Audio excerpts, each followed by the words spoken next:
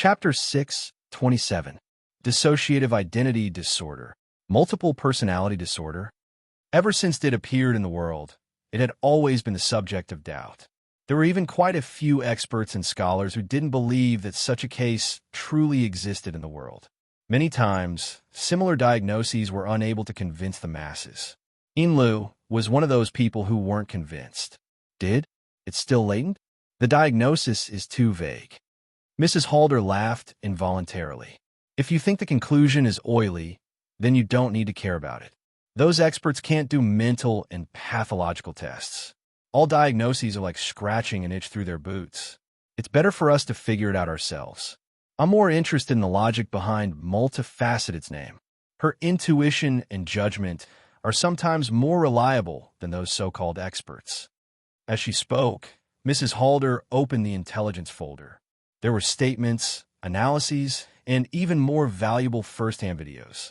The folder displayed all of Luo Nan's social interactions in public since his debut. What was especially valuable was the battle scene of Luo Nan making a name for himself in Ocean Sky Cloud City with several people from headquarters. It came from the surrounding monitoring system. There was also a portion of it. It was the footage of a series of clashes before and after the incident at the Municipal Plaza. This was the information recorded by the Psychic Wave Network. It was at a very high secret level in the Xia City branch, but had been retrieved by the all-powerful, multifaceted Sun Jiai. In addition, there were recordings of semi-public and semi-private areas of Acumen College, Aurora Cloud City, and others. Mrs. Halder followed her own train of thought and reclassified the above information. Her methods were very clear. She classified Luo Nan's interactions with his family and friends in the secular world into one category. She classified Luo Nan's interactions with members of the inner world into one category. In addition, she classified Luo Nan's discussions of cultivation theory and lectures into one category. Inla looked at the rearrangement of all kinds of information and thought about what Mrs. Halder had said before. She had a faint understanding. Boss, you want to start with Luo Nan's personality. Subdivide the persona? Mrs. Halder just minded her own business and just nodded slightly. The so-called persona was a relatively traditional concept of psychoanalysis. It roughly referred to a set of systematic patterns produced by the human body in order to adapt to the outside world. It could also be said that it was the outer layer of one's personality that concealed one's true self. Simply speaking, the persona was a person's social nature. Every person had many kinds of masks. Each mask was a facet of their social nature. When put together, they would form a complete personality. This concept originated from Jung's personality analysis psychology theory at the beginning of the last century. This theory was no longer at the forefront of academia, but it could still play a role in related fields. This was especially true for its core, personality holism, which treated the mind as the object of research. It had a miraculous synergy with the mind and soul, which was why it was more suitable for use on ability users. In recent years, the otherworld variant of this theory had maintained a certain level of popularity. Inlu was the vice officiant of the Blood Flame Order. Even if she had always been a little neglectful, she still had to study the control of the believer's desires. With Madame Halder's reminder, she immediately had a lot of ideas. But she also understood that these hasty thoughts couldn't withstand serious scrutiny, so she still asked honestly, "What's the matter? Boss, is there any chance for us to cut in?" That depends on whether we can accurately capture his dominant mask. According to this theory, there was no distinction between the real and the fake when everyone had multiple masks. One just needed to look at which mask was used the most often to be considered the dominant mask. It could basically encompass the most basic personality traits. However, there were many times when there was more than one dominant mask. Madame Halder already had a basic judgment. Luo Nan is a relatively simple person. Right now, he has several external masks, and he can more or less form a complete personality. She pulled out the list of information on Luo Nan's interactions with his family and friends. She arranged them in chronological order, forming a fairly clear timeline. There's no need to mention this person's miserable childhood. It has certainly influenced his personality traits. Luo Shuqing and Mo Hyang have become his guardians, and their attitudes and behavior have been extremely positive. They even dote on him a bit as compensation. Their biological children are actually inferior to him in terms of treatment. He is the one being taken care of in his family and in normal social relationships. From the information, we can see that Luo Nan's older cousin, Emoya, is quite powerful. His older cousin, Mo Peng, is quite lively, but he is quite protective of Luo Nan. The stimulation of these two personalities, as well as the difference in treatment, will likely push him to grow in the opposite direction. This is because this will allow him to maximize his profits. This interaction has caused him to be both sensitive and introverted, but he is also obedient and low-key. He has displayed a weak and passive side. Inlu concluded in a low voice, "The weaker he is, the more he is favored." Of course, this wasn't the result of Luo Nan taking the initiative to exert his strength. Instead, it was the long-term effects of his unconscious infiltration. Yes, this is Luo Nan's mask of weakness. It is the mode of communication he is most accustomed to using over the years. Then this is one of his dominant masks. Madame Halder didn't directly confirm this. Instead, she interrupted her analysis and observed Luo Nan's corner through Fei Jin's eyes. At this time, Luo Nan was conversing with Tian Si in the corner. Madame Halder and Yin Lu didn't use any supernatural methods due to their fear of this master of perception. They just used their professional lip-reading abilities to guess the conversation between the two. The subject of the conversation was still Professor Panwin. The old woman's sharp personality and attitude, as well as her intense mood swings, made Luo Nan a bit unsure. His mind was in a mess. Most of the time, it was Tian Si who comforted him. This was probably Luo Nan's behavior under the guidance of the mask of weakness. It could be seen that Tian Si wasn't quite used to it. She most likely never expected that she would use this sort of position to communicate with Luo Nan. She was facing a weak, unconfident, and even sentimental little Shota. This gave her quite a bit of trouble, as she wholeheartedly hoped to hug his thigh. Even Yin Lu felt a bit strange, let alone Tian Si. This was completely incompatible with Professor Luo, who was currently at the peak of his power. Fortunately, her train of thought grew clearer. Though I don't approve of the diagnosis of latent did, from the relevant data, the separateness and contradiction of his mask of weakness are quite obvious. In contrast to the mask of weakness, there must be a mask of strength that possesses a dominant strength. Madame Halder simply said, "You analyze it." This, Inlo hesitated a bit. She simply took Madame Halder's preliminary categorization of the data. She copied Madame Halder and pulled out the records of Luo Nan's official contact with the inner world. She sorted them by time and sorted them out. Looking at the formation mechanism of the mask of weakness, there are two types: imitation and practical application. I feel that aside from the bits and pieces he learned from his family and friends, the greatest source of his paradigm and practical environment can only come from the inner world. Inla paused for a bit and stole a glance at her boss's expression. Only then did she continue to make inferences from the relevant intelligence. Luo Nan was suddenly pushed into a high danger level event. There was practically no buffer at all, and the intensity was extremely shocking. Luo Nan witnessed many casualties and unforeseen events with the human-faced arachnid. Then, it was said that he directly participated in the underground fighting arena incident. He followed it from start to finish, and it involved high-intensity confrontations. The Frost River reality incident on Fudong Avenue involved high-intensity confrontations, large-scale killings, and he was heavily injured. Then, there was Ocean Sky Cloud City. He directly killed people, and he killed 4 people at once. Then, there was the series of conflicts in the municipal plaza, extraordinary level attacks and defenses. The 2000s of a young lady incident. Let's not even talk about it.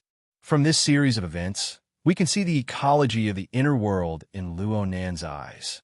Of course, he personally experienced it. It was a continuous, intense, and high-intensity conflict. There was no lack of paradigms and environments. Luo Nan himself had the corresponding talent and ability. He quickly formed a direct, unyielding, and cruel mask of strength. It was reasonable. Mrs. Halder's expression didn't change. She asked without thinking, and then the mask of weakness that has always occupied a dominant position for over a decade was far too different from the mask of strength that had just been formed. It led to separation and conflict. Halfway through her words, Ian Lee's gaze swept across the information that had basically been categorized. However, there were clearly three groups of information. She suddenly became speechless. Halder didn't reprimand, nor did he give any pointers. He continued to do the finishing work of categorizing the information. Instead, there were some changes in the corner where Luo Nan was located several dozen kilometers away. Tianxi's face revealed an astonished expression. She hesitated for a moment before getting up and sitting next to Luo Nan. The two of them leaned against each other, looking quite intimate. Some people subconsciously curled their lips at the two tables of the Mystic Arts Research Society, but no one dared to open their mouths to say anything. Let's turn back time to half a minute ago. Tianxi had been struggling with Luo Nan's weak and wavering emotions ever since she returned to her seat. No matter how hard she tried, she found it hard to find the cold and callous element of subsonic life taking control of the demon from this youth. However, there was a very subtle sensation. A corner of her heart churned as she looked at Luo Nan like this. Just when she thought that the time they spent together tonight was about to be exhausted by this bizarre scene, Luo Nan's wristband vibrated. Ding dong. A message entered Luo Nan's private mailbox. It was a notification. Luo Nan was stunned. His main communication tools were the Hexa ear and his wristband. He mainly used instant messaging and messages. He would occasionally use the cloud space. This mailbox was only used for identity registration. It was practically in a half-abandoned state. Why would someone send him a message? He lowered his head, and the wristband's intelligence captured the corresponding stimulus. A virtual interface popped up, highlighting the title and sender of the message. The title of the message was the default, no topic. But under the rules of social authority, all formal communication on the internet required real name authentication. So Luo Nan saw a name that he could intuitively perceive. Chapter 628. This is Professor Pan's email number? Luo Nan was greatly surprised. Tianxi tilted her head to size it up. She confirmed, that's right. This is Professor Pan's private email. She set up her own server. I still remember the domain name. The content of the email was just a link. Luo Nan clicked on it without hesitation. The link led to a cloud space. Encryption measures were set up here. It was a privilege encryption.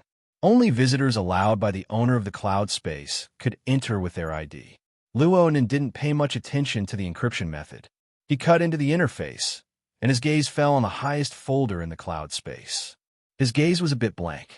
The only folder that could be displayed was named Applied Research on the Coupled Design of Modern Architecture, Draft.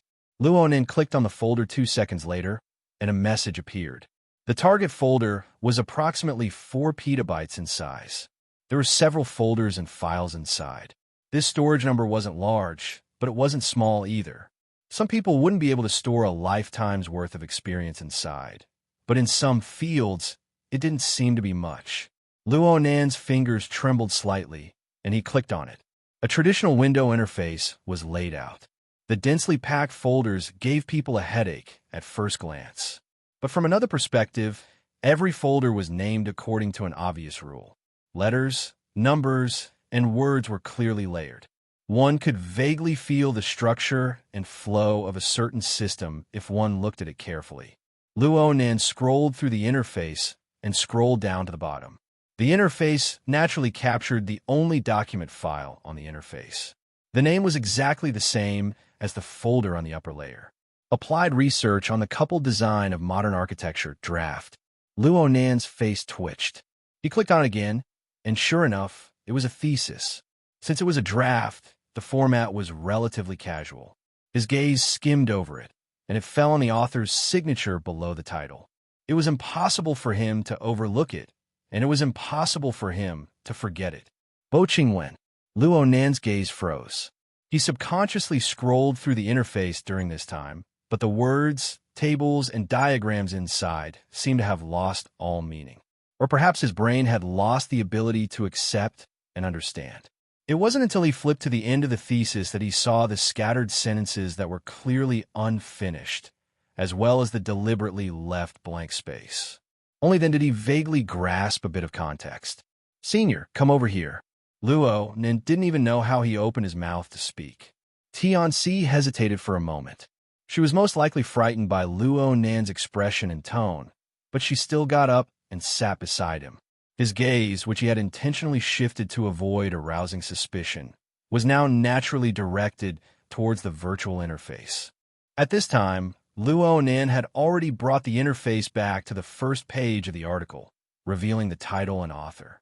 When Tianxi saw these, she also jumped in fright and almost cried out, "Yes, senior sister, my mind is in a mess now, and I can't remember clearly. You've checked the relevant information. Is this one among my mother's published papers?" Tianxi immediately replied, "No, definitely not." "Really?" Luo Nan grinned. "This gift from Professor Pan is really..." His fingers unconsciously slid across the screen, and the interface also scrolled up and down. Beside him, Tianxi said, "Junior, look at this table of contents. It doesn't look like a thesis, but more like a book, an academic monograph." Luo Nan was a bit startled. He followed the direction of Tianxi's finger and looked. Then he immediately switched to the folder interface.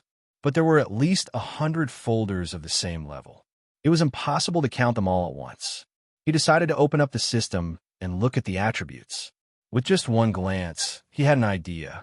As expected, there are more than 4,000 folders of different levels and more than 100,000 documents. If they're all reference materials for the thesis, it would be too exaggerated. But if it's a book, then it seems like it has just begun. He looked at the last edited date. It was actually May 2080, a little over a month before he was born. Luo Nan estimated that his mother should be in the wilderness at that time. No, it was also possible that Professor Pan had started writing. Luo Nan's mind was in a mess. Right now, it really wasn't suitable for him to do more complex analysis. He could only forcefully turn his gaze away. And at this time, he saw new information on the side of the system interface. It was the list of visitors who had access to the cloud space. Of course, Luo Nan was on the list, and there were only 3 people who had access to the cloud space. One of them was Professor Panwen. Right now, he was displayed as logged in. As for the other 2 gray names, Bo Qingwen, Luo Zhonghong, the interface suddenly closed. This was done by Luo Nan. This was because he might not be able to control his emotions in another half a second. In fact, at this moment, the tea on the table was already rippling. "Let's go." Luo Nan didn't dare to sit any longer. He got up in a bit of a hurry, raised his head, and took a deep breath. Beside him, Tianxi got up to make way. She asked, "Let's go." Luo Nan didn't say anything. He walked straight out, and Tianxi hurried to keep up. The 2 left the water bar with quick steps, causing the group of people from the Mystic Arts Research Society to let out sighs of relief. Previously, whether they should stay or leave had already made them very conflicted. Fortunately, after passionate love and intimate contact, they left first. Someone mumbled, "He's definitely going to vent." "Shut up." Shouts rang out in unison, forcefully suppressing this idiot who didn't know the difference between life and death. Fei Jin watched with a smile. She didn't react. But 2 minutes later, she found a random reason and took her leave, separating from this group of people. She didn't care about the discussions of the people behind her. She didn't plan on wasting time in Ocean Sky Cloud City, so she went straight back. With Luo Nan's situation, it was impossible for him to stay too long in this crowded area. Otherwise, the security personnel by his side would probably go crazy. Right now, there were 2 possibilities. One was to go home. The other was to return to gear on the North Bank. With Fei Jin's status, she could only choose the latter. She took the elevator to the 3rd floor underground and prepared to take the short tram back to school. But just as she squeezed out of the elevator with the stream of people, her mind suddenly stirred. She raised her head and saw Luo Nan's figure standing in the corner up ahead. He seemed to be talking to someone. Tianxi stood to the side, quite a distance away. She even turned her face away a bit unnaturally. Clearly, she hadn't blended in with the conversation. Her role was quite awkward. As for the person talking to Luo Nan, he was leaning against the wall. From Fei Jin's angle, only half of his brightly colored sportswear could be seen. He looked very young. The two controllers behind Fei Jin did not expect this to happen. This was indeed a chance encounter. But if it wasn't handled well, it would be no different from being followed in the eyes of Luo Nan, a master of perception. Luckily, Fei Jin's main controller was rich in experience. She didn't change the frequency of her steps. She continued to walk forward, and she even called out a greeting when she got closer. As expected, Luo Nan turned his head to glance at her. His face was expressionless, but Tianxi next to him turned her head. She was a bit surprised. Tianxi's actions made the person on the other side of the corner lean over in curiosity. He whistled and said, "Another beauty. Your talent in this area isn't bad." His lively and frivolous reaction was indeed that of a young man. But at this moment, the two first ablatums, who were several dozen kilometers away, were the ones who were shocked. Tianbang. Yinlu cried out involuntarily. She was shocked, but there was also loathing and hatred. That's right. The person in the corner was Tianbang, who had made a name for himself some time ago. This burner, known as the #1 person beneath extraordinaries, was dressed in overly gaudy casual sports attire.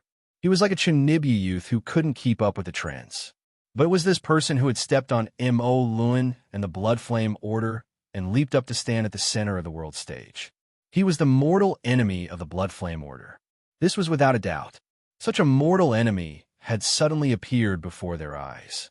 Moreover, he was conversing intimately with another important target. What in the world was going on? The two controllers could not help but have similar thoughts in their minds. And at the scene, Fei Jin's footsteps stopped for a moment. Her gaze swept past Tianbang's face. Her eyes were mixed with a series of micro-expressions of curiosity, astonishment, and realization. In the end, her focus returned to Luo Nan. "Junior's friend, I won't disturb you any longer. You guys chat." Fei Jin smiled as she spoke. She gave a slight bow and walked a few steps to the side. She turned her head in a very natural manner and sized up Tianbang with a few glances. Then she turned her head and left. As the first mate, Yinlu admired Mrs. Halder's control of her emotions and details to the point of prostrating herself. Fei Jin, who had been under Mrs. Halder's control just now, had perfectly displayed the subtlety of a member of the outer circle encountering a heavyweight character like Tianbang. She had successfully recognized and secretly restrained herself. Forceful words were all about the details, but the most wonderful thing was still the word natural. The automatic conveyor belt brought Fei Jin far away. Yinlu was still reflecting on the subtlety of their encounter when Mrs. Halder spoke. "Did you feel it?" Tianbang's current position had already exceeded the range of Fei Jin's natural perception. Yinlu would not make a low-level mistake and forcefully use an user's ability to detect him. So for a time, she really couldn't understand. She frowned and said, "Tianbang appeared here." "I'm not talking about Tianbang. What does the matter we're currently handling have to do with Tianbang?" "Luo Nan?" Yinlu struggled to free her attention from Tianbang with great difficulty. She seriously recalled Luo Nan's previous performance. "It seems that his relationship with Tianbang is quite cold. Do you have a more precise description?" Mrs. Halder's tone seemed to be a bit dissatisfied. Yinlu just felt a mountain of pressure. She racked her brains to ponder, practically replaying the series of observations she had of Luo Nan before and after they left the elevator. She thought over and over before speaking. He's absent-minded. He's a bit impatient. His eyelids drooped. He has no interest in Tianbang's words. At the same time, the tips of his feet turned outward and his body leaned to the side. He's been wanting to leave. Why did such a situation occur? Oh, it's very likely that he received important information that needed to be processed. His and Tianxi's expressions and actions were quite obvious when we were at the water bar. Mrs. Halder continued to ask questions, not giving Yinlu a chance to catch her breath. This is the main reason why Luo Nan is impatient. But when faced with a person like Tian Bang, even if he doesn't have a deep hatred like we do, and even if he isn't a close friend, he is still a stakeholder. Don't tell me that he doesn't have the slightest desire to socialize. Yinlu muttered to herself. He's always been introverted. He's not good at socializing. What's the reason for this situation? Do you remember our conclusion from before? Luo Nan has a mask of weakness and a mask of strength. If the mask of weakness was in effect, then he should have displayed a courteous, respectful, or shy appearance just now in order to obtain Tian Bang's favorable impression. If the mask of strength was in effect, then sparks would have long since exploded between the two. And no matter what kind of mask it is, it wouldn't have this sort of effect. Yinlu responded instinctively. He has a third mask. Chapter 629. Fei Jin had already boarded the streetcar heading to Acumen College. Luo Nan had been delayed by Tian Bang, so he had most likely missed this train. The two controllers didn't feel that this was a pity. This sort of chance encounter was not worth it, especially since Luo Nan was at the most critical moment of his mental analysis. The Bloodflame Orders base in Xia City quieted down as well. Mrs. Halder had roughly finished categorizing the intelligence data and was put together for the final time. She pulled out the third set of data that had never been put to use before. It was the list of Luo Nan's discussions of cultivation theory and lectures. She paused for a moment and searched through the other two groups, especially the group with the mask of strength. She put the data in one by one. Yinlu calmed down and carefully observed. She discovered that the new data that Mrs. Halder had put in belonged to Luo Nan's performance when he dealt with gray personnel. The so-called gray personnel were neither friend nor foe. They were people who lacked friendship and good feelings. They were people who couldn't be considered mortal enemies.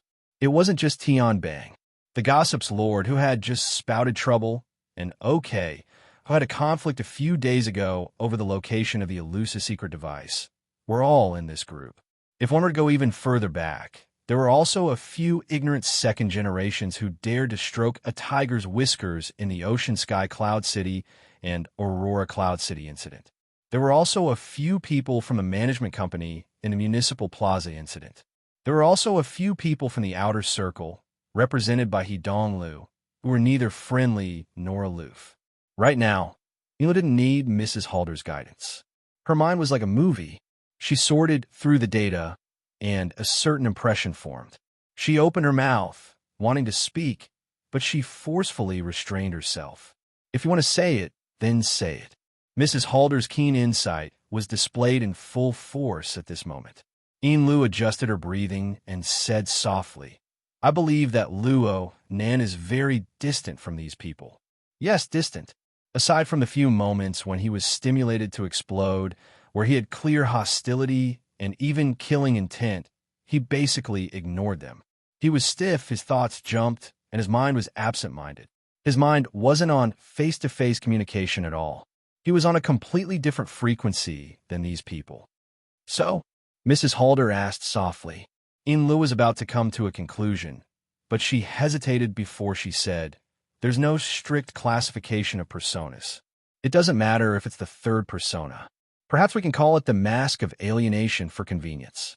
But we have to find the behind-the-scenes mechanism of its formation and operation to make sense. Mrs. Halder did not even raise her head. In other words, you only saw his attitude, but not his logic. Yinlu said, Boss, I believe that a person's thoughts and emotions are always continuous. From an outsider's point of view, it looked like it was jumping and torn, but from the person's point of view, it might be consistent and complete. It's just that we can't peek into people's hearts. We can only guess. Mrs. Halder interrupted her. Do you have any ideas? Yinlu took another breath and took the initiative to flip through the materials. She spent a few minutes and found two rather special examples in the third type of materials. During the Ocean Sky Cloud City incident, Luo Nan, Black Beetle, Puppeteer, Snake Tongue, and the others had a relatively long exchange during the deadlock stage. The contents were all related to formatting theory, such as order frames, gear coupling, and so on. Even further back, during the Fudong Avenue Frost River reality incident, he and Fairchild, who had yet to be identified as friend or foe, engaged in a cultivation discussion that was completely incompatible with the atmosphere. And when I looked through the communication records of the time, Luo and Nen had an argument with the support personnel of the Xia City branch. The logic was disjointed, making communication difficult. Of course, there were elements of formatting theory interspersed within. That's right. Inlu clenched her fists as she let out a low cry. She was a bit annoyed, but she was even more excited.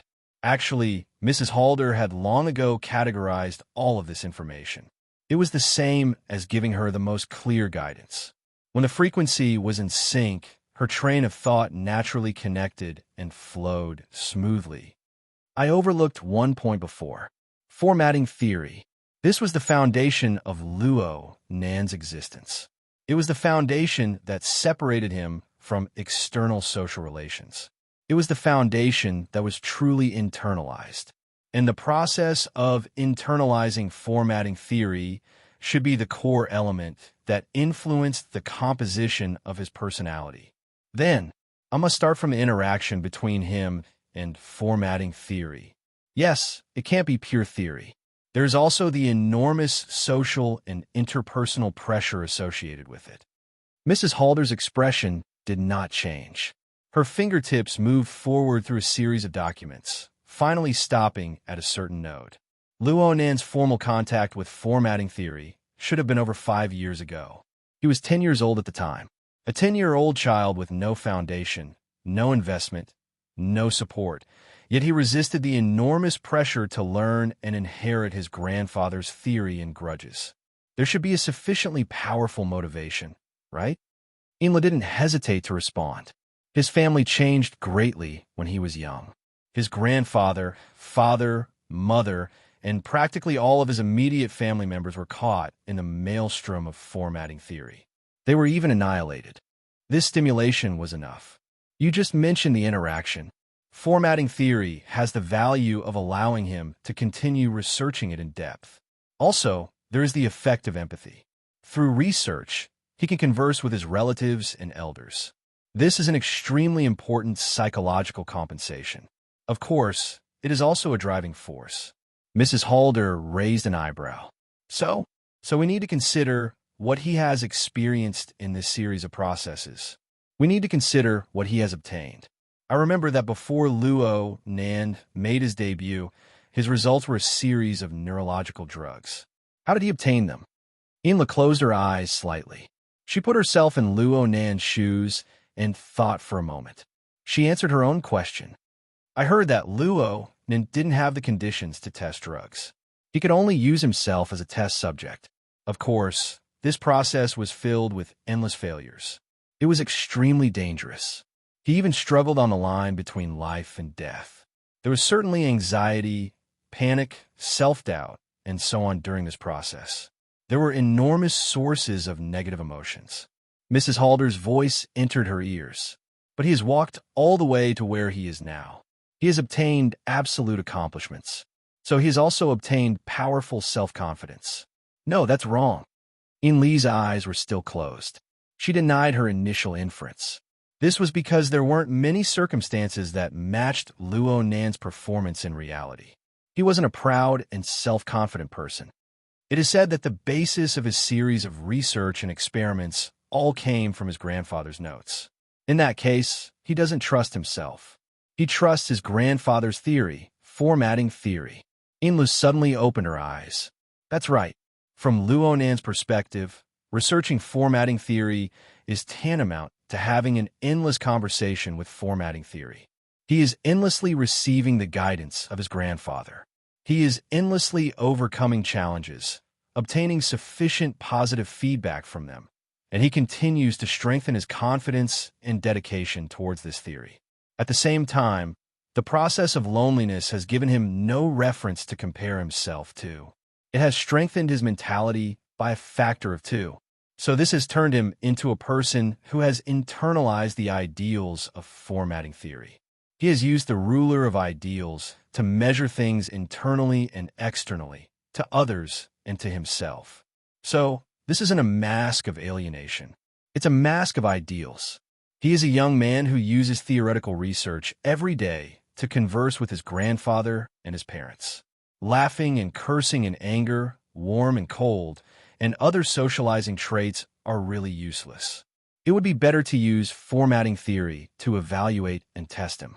If there's meaning, then he'll research. If there's no meaning, then he'll ignore it. This is the standard by which he conducts his judgment.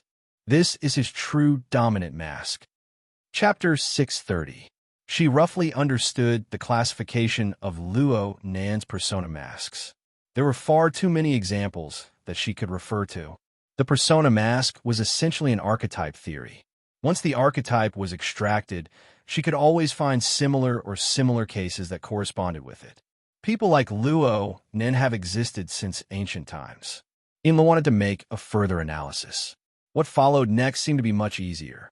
After all, even if she ignored all sorts of medical cases, a few famous people could still reflect each other. This was especially true in the East Asian cultural area with its long history of civilization. There were far too many famous people throughout history who wore a persona mask. Li's thoughts spun, and she thought of a fellow who was quite similar to Luo Nan. This person was a famous historian and politician. He belonged to the conservative faction. His mind was filled with patriarchal principles and principles. He shut himself in a basement to write books for 15 years. The relevant concepts were completely internalized. Later on, when he was in power and governed the country, he would only listen to his ideas. He became a typical representative of people who talked reason behind closed doors. Don't casually bring out examples. Don't do stupid things like using words to destroy the meaning. Mrs. Halder saw through Li's thoughts. She didn't let her thoughts wander too far. Luo Nan himself possesses an extremely special nature. No famous historical figure would have a semi-philosophical system like formatting theory, where the mighty power belongs to the self. Moreover, it can be practiced, applied, and modified at any time. Modified? Lu was a bit stunned. Wasn't Luo Nan's persona mask an extreme paranoia towards formatting theory? In this way, he should be like that extremely conservative historian. He couldn't change the laws of his ancestors in the slightest. Oh, hold on. There seems to be a problem with the direction. Mrs. Halder didn't test Lu any further. She straightforwardly expressed her opinion. Perhaps Luo Nan himself doesn't believe that formatting theory is completely correct. This can be seen from his attitude during the lecture on the 14th. Back then, his speech was quite cautious. He always used self-mockery and jokes to dispel the extreme authority of formatting theory. Let's not talk about the more complicated background for now. From the analysis of these circumstances and the information we know, he is very stubborn towards formatting theory. However, he doesn't have a particularly paranoid view towards whether formatting theory is correct or not. In the end, his stubbornness towards formatting theory is just a kind of empathy. The ideals of formatting theory are just a mask he uses to treat his imaginary close relatives. This is because he only has this mask to choose from when facing his grandfather and parents in the void. To put it more bluntly, he is only courting. The word courting was a rather sensitive word. There were two ways to interpret it in the dictionary, and what the two first ablatums were communicating was obviously the more ancient kind, which was simply seeking affection. Is it a need for emotions and belonging? Lu took the initiative to analyze using Maslow's hierarchy of needs. Madame Halder agreed. You can say it that way. There is a high probability that Luo Nan himself is on the third level. He urgently needs the comfort of the relevant emotions. This is a pretty good starting point. But soon, she changed the topic, but at the same time, you have to understand the influence of empathy. After a long period of empathy, to a certain extent, he was the projection of his grandfather and parents' needs. He wanted to fulfill the wishes of his closest kin, which made his needs much greater than that of a normal person. In such a situation, he would most likely have the problem of being closely involved in the situation and might not understand what he really needed.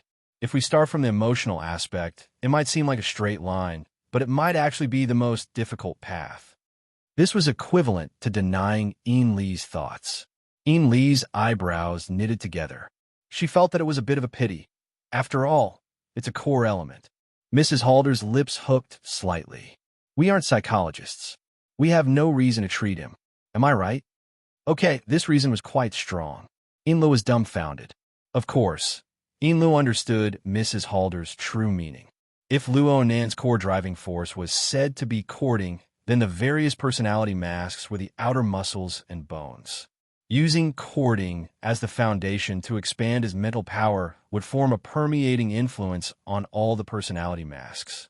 But this influence was distorted by his primal instincts and other factors, forming a bewildering barrier that Luo Nan himself might not be clear about. So he still relied on the personality mask, both consciously and unconsciously, when it came to dealing with people and matters. In front of this defensive maze, the scalpel that was suitable for surgery might not be suitable for psychological attacks. Inlu wasn't dejected. Instead, she felt that her thoughts were becoming clearer and clearer. Of course, her boss was far better than her boss. With her boss protecting her, she tried to continue deducing in a different direction. Then we can only start from the mask. Go from shallow to deep. Which mask? Of course, it's the concept mask. There's no harm in being more specific. Yes, boss. Inlu wasn't stingy with her words. She narrated her train of thought, allowing her boss to examine, refer, and verify. I'm using the method of elimination. Even if I can't be considered the dominant position of the concept mask, the other two masks need not be mentioned. The strong mask is too straightforward and simple. There's no way to beat around the bush. No matter who wins or loses, one side is bound to be smashed to pieces. It's not suitable. As for the weak mask, we can only start from emotions. The reason we can't do this is because there are too many uncontrollable factors, boss. Plus, under the influence of the core driving force of courting, we can deduce that this mask is actually an important source of replenishment for the psychological needs of courting. It looks weak, but it's actually extremely selfish and sensitive. I'm afraid that the concept mask on the other side will also be staring at us while we stare at this mask. If we aren't careful, we'll make a mistake and cause trouble. Mrs. Halder nodded slightly. Then we can only use the concept mask. Yes. Is there a better reason? Stability. The greatest advantage of the concept mask is stability. Mrs. Halder gave a smile that wasn't a smile. Are you sure? I'm sure. In Lee's thoughts reached this point, and she already grasped the pearl of wisdom. During the formation process of the concept mask, Luo Nan was in an extreme environment. He lacked a sense of security, and he lacked true communication. Therefore, there's a high probability that he's a latent perfectionist with obsessive-compulsive symptoms. Sometimes, he'll be extremely anxious, impatient, and weak. This matches with my previous analysis. But due to the special characteristics of the concept mask, the pressure of the symbiotic emotional and psychological elements will shift to other masks. This will become a high-probability event. For example, anxiety, panic, and weakness will be thrown to the weak mask. Ego, pride, and so on will be thrown to the strong mask. The elements left behind in the concept mask are relatively perfect. The more perfect it is, the more likely it will become the basis and yardstick for judgment. In this way, of the three main masks, the concept mask will inevitably be the core. The weak mask and the strong mask will wait for an opportunity to appear. From Luo Nan's daily behavior, he would be fine in a relatively simple situation. He would use the weak mask in front of friends and family to obtain sympathy and love. He would use the strong mask to erupt in front of a great enemy from the inner world, killing his way through. At this time, the two masks are relatively stable. His behavior and train of thought are easy to estimate. But the problem is that these are two completely different concepts and methods. I can't find a point of compromise between them. It would be fine if the logic of behavior was completely different from that of the inner world and that of the secular world. But there are quite a few overlaps. This creates a barrier. It creates a separation and a tear in behavior. Once the situation becomes complicated, for example in the water bar, where Big Mouth Chow of the Divine Research Society was disrespectful to his mother, The weak mask and the strong mask instantly switch. Luo then wanted to kill Big Mouth Chow, but his target was just an ordinary person with enmity. And because of Fei Jin's interference, the situation didn't reach its worst state. In this way, the strong mask wasn't completely suitable, and the weak mask didn't have the space to make an appearance. A tear was created, and the concept mask naturally filled in this gap. Luo then made a judgment based on the concept mask. Big Mouth Chow wasn't worth analyzing and pondering. There was no need to waste energy on him and create more trouble. So he restrained his emotions, and Big Mouth Chow was able to preserve his life. In those few seconds, whether it was the weak mask or the strong mask, all of them revealed their unstable characteristics. Only the concept mask became the basis for Luo Nan's behavior. Yin Li's analysis took a long time, but the result was extremely clear. Though this is just an independent incident, I believe that a careful analysis of all of Luo Nan's related incidents will lead to this conclusion. Any long-term contact with his weak mask or strong mask, under the influence of many factors, will ultimately face the judgment of the concept mask. Rather than this, it will be better to make preparations to communicate with the concept mask from the very beginning. This way, the uncertainties will be reduced to the minimum. Mrs. Halder listened quietly. She no longer tidied up the materials. In the end, she even narrowed her eyes. Her face was like an ancient well without ripples, concealing all of her emotions. Yin Lu had been brimming with confidence when she made a long speech, but she felt an inexplicable lack of confidence when she saw this situation. "Boss, did I say something wrong?" "No, you didn't. Unless we were able to squeeze into Luo Nan's circle of friends and family in the first instance, this is the only path we can take." Mrs. Halder opened her eyes, but her gaze was cast toward the neon-changing night sky outside the window. "I was just thinking that headquarters of the Ability User Society, as well as a few other people, were in a rush to appear. They didn't complete their task, but they did leave us plenty of references. We can be considered lucky, but will we succeed in one fell swoop? Or will we become one of the many examples for others to analyze and ridicule?" "Boss!" Yin Lu was shocked and at a loss. She didn't know why Mrs. Halder had suddenly sighed with emotion. Those who predict others also predict others. Those who know others don't necessarily know themselves. Only with this kind of self-awareness can we face the future with a good attitude. Mrs. Halder chuckled. Her gaze turned to Yin Li's youthful, tender, and beautiful face. "Let's do things according to your train of thought. Come up with a plan tonight, and let me see it tomorrow morning." "All right. Take Fei Jin home first. Don't let anything go wrong." With that, she stood up and walked out of the room. "Boss, you're going out to relax." Chapter 631. It was already 2:00 in the morning. The main restaurant of the Starry Sky Club was temporarily quiet. As a manager, Sun Jai didn't hesitate to use her privilege to give herself a day off. She took her new prey back to Xia City for fun. Walking in the empty underground garage, they talked and laughed. It was inevitable that they would have some physical contact. Sun Jai didn't know which detail aroused her desire. She suddenly pressed the young female model against the hood of the car.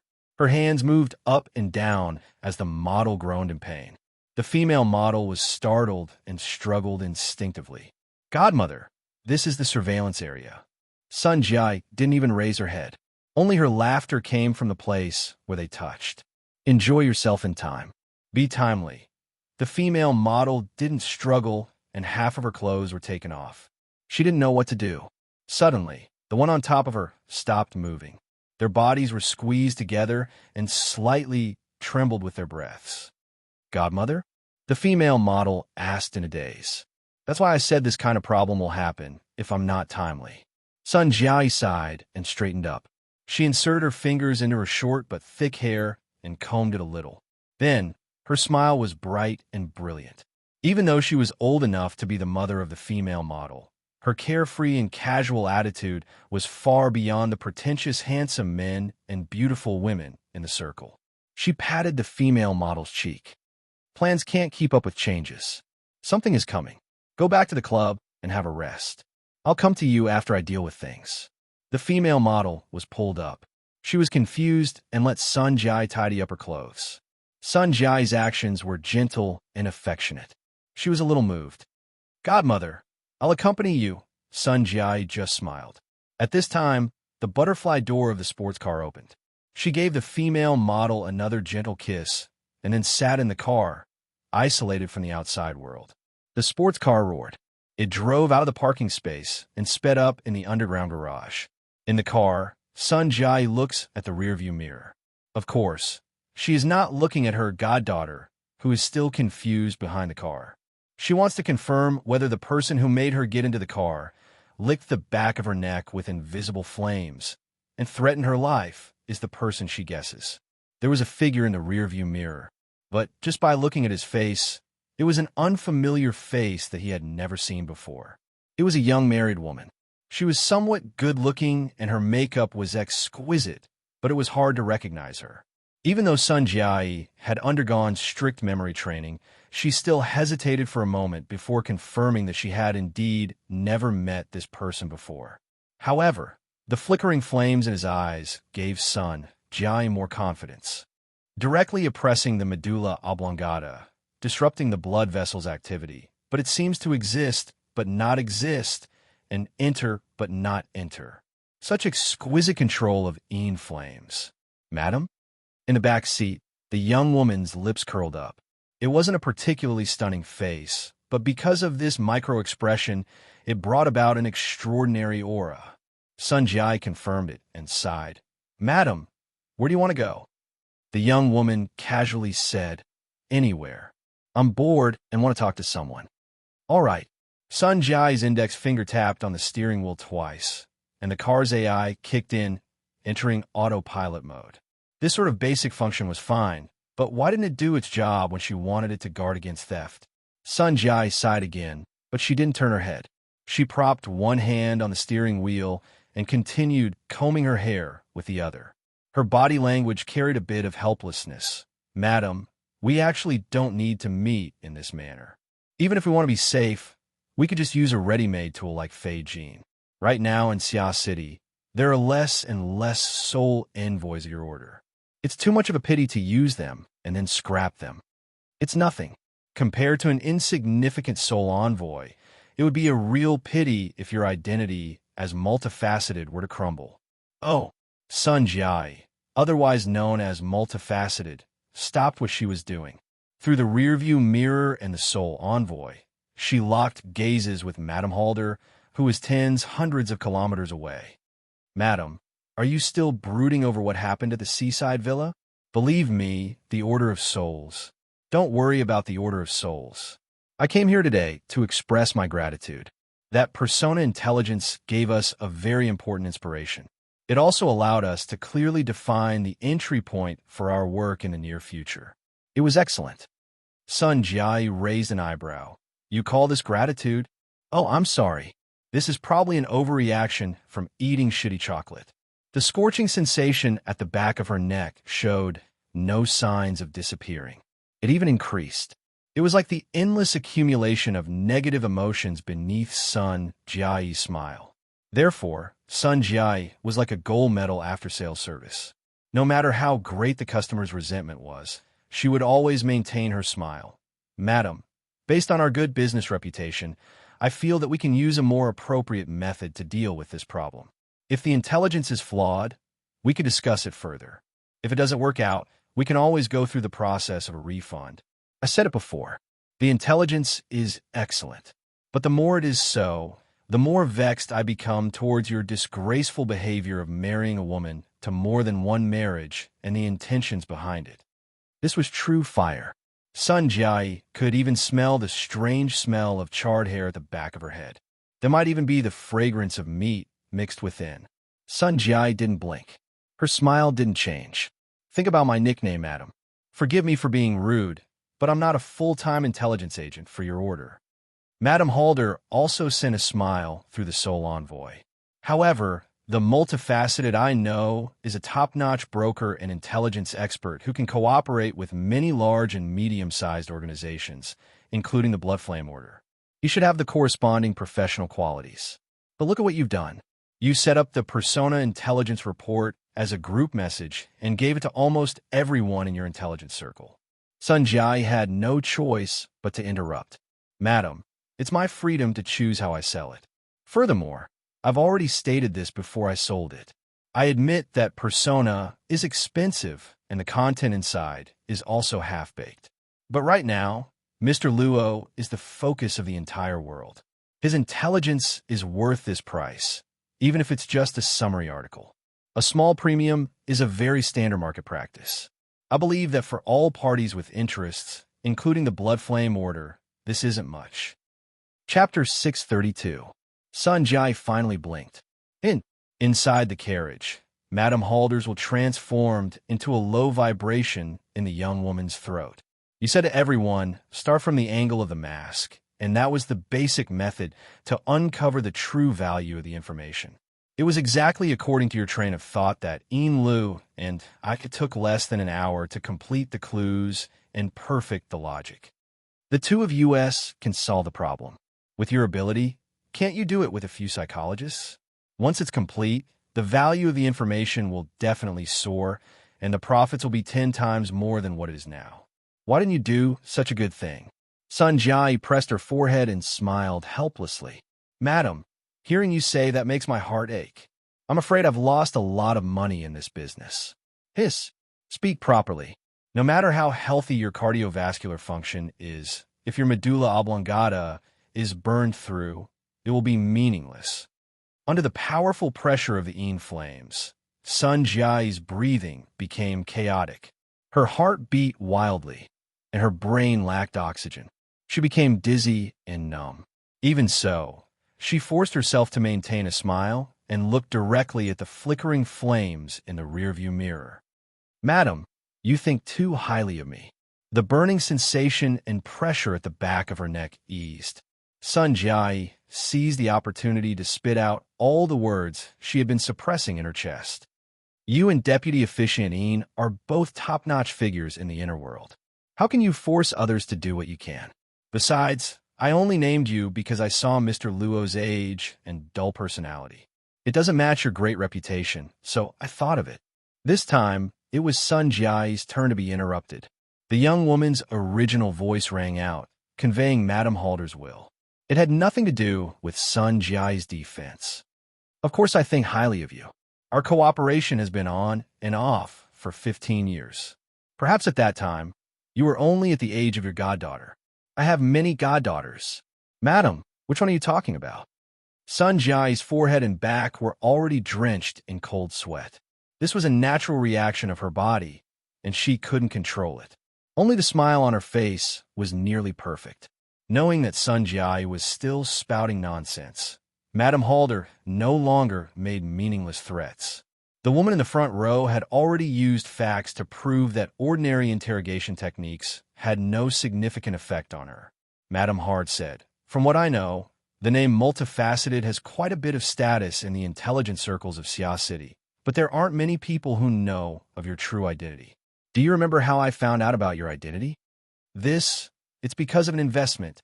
Oh. Sun Jai's gaze swept over the rearview mirror, and she saw that the eyes behind the lenses were fiery and cold, so piercing that she almost narrowed her eyes. Since the other party had directly pointed it out, it would be too impolite to try to go around it. Yes, I remember. At that time, you were expanding your business and needed a large sum of money, and I happened to have a client who was looking for a project with a higher return on investment. Then, I did my job and became the intermediary between the two of you. After a while, you got to know each other. The young woman in the back seat laughed. How broad-minded. Oh, in my memory, I contacted that investor very quickly and started a deeper cooperation.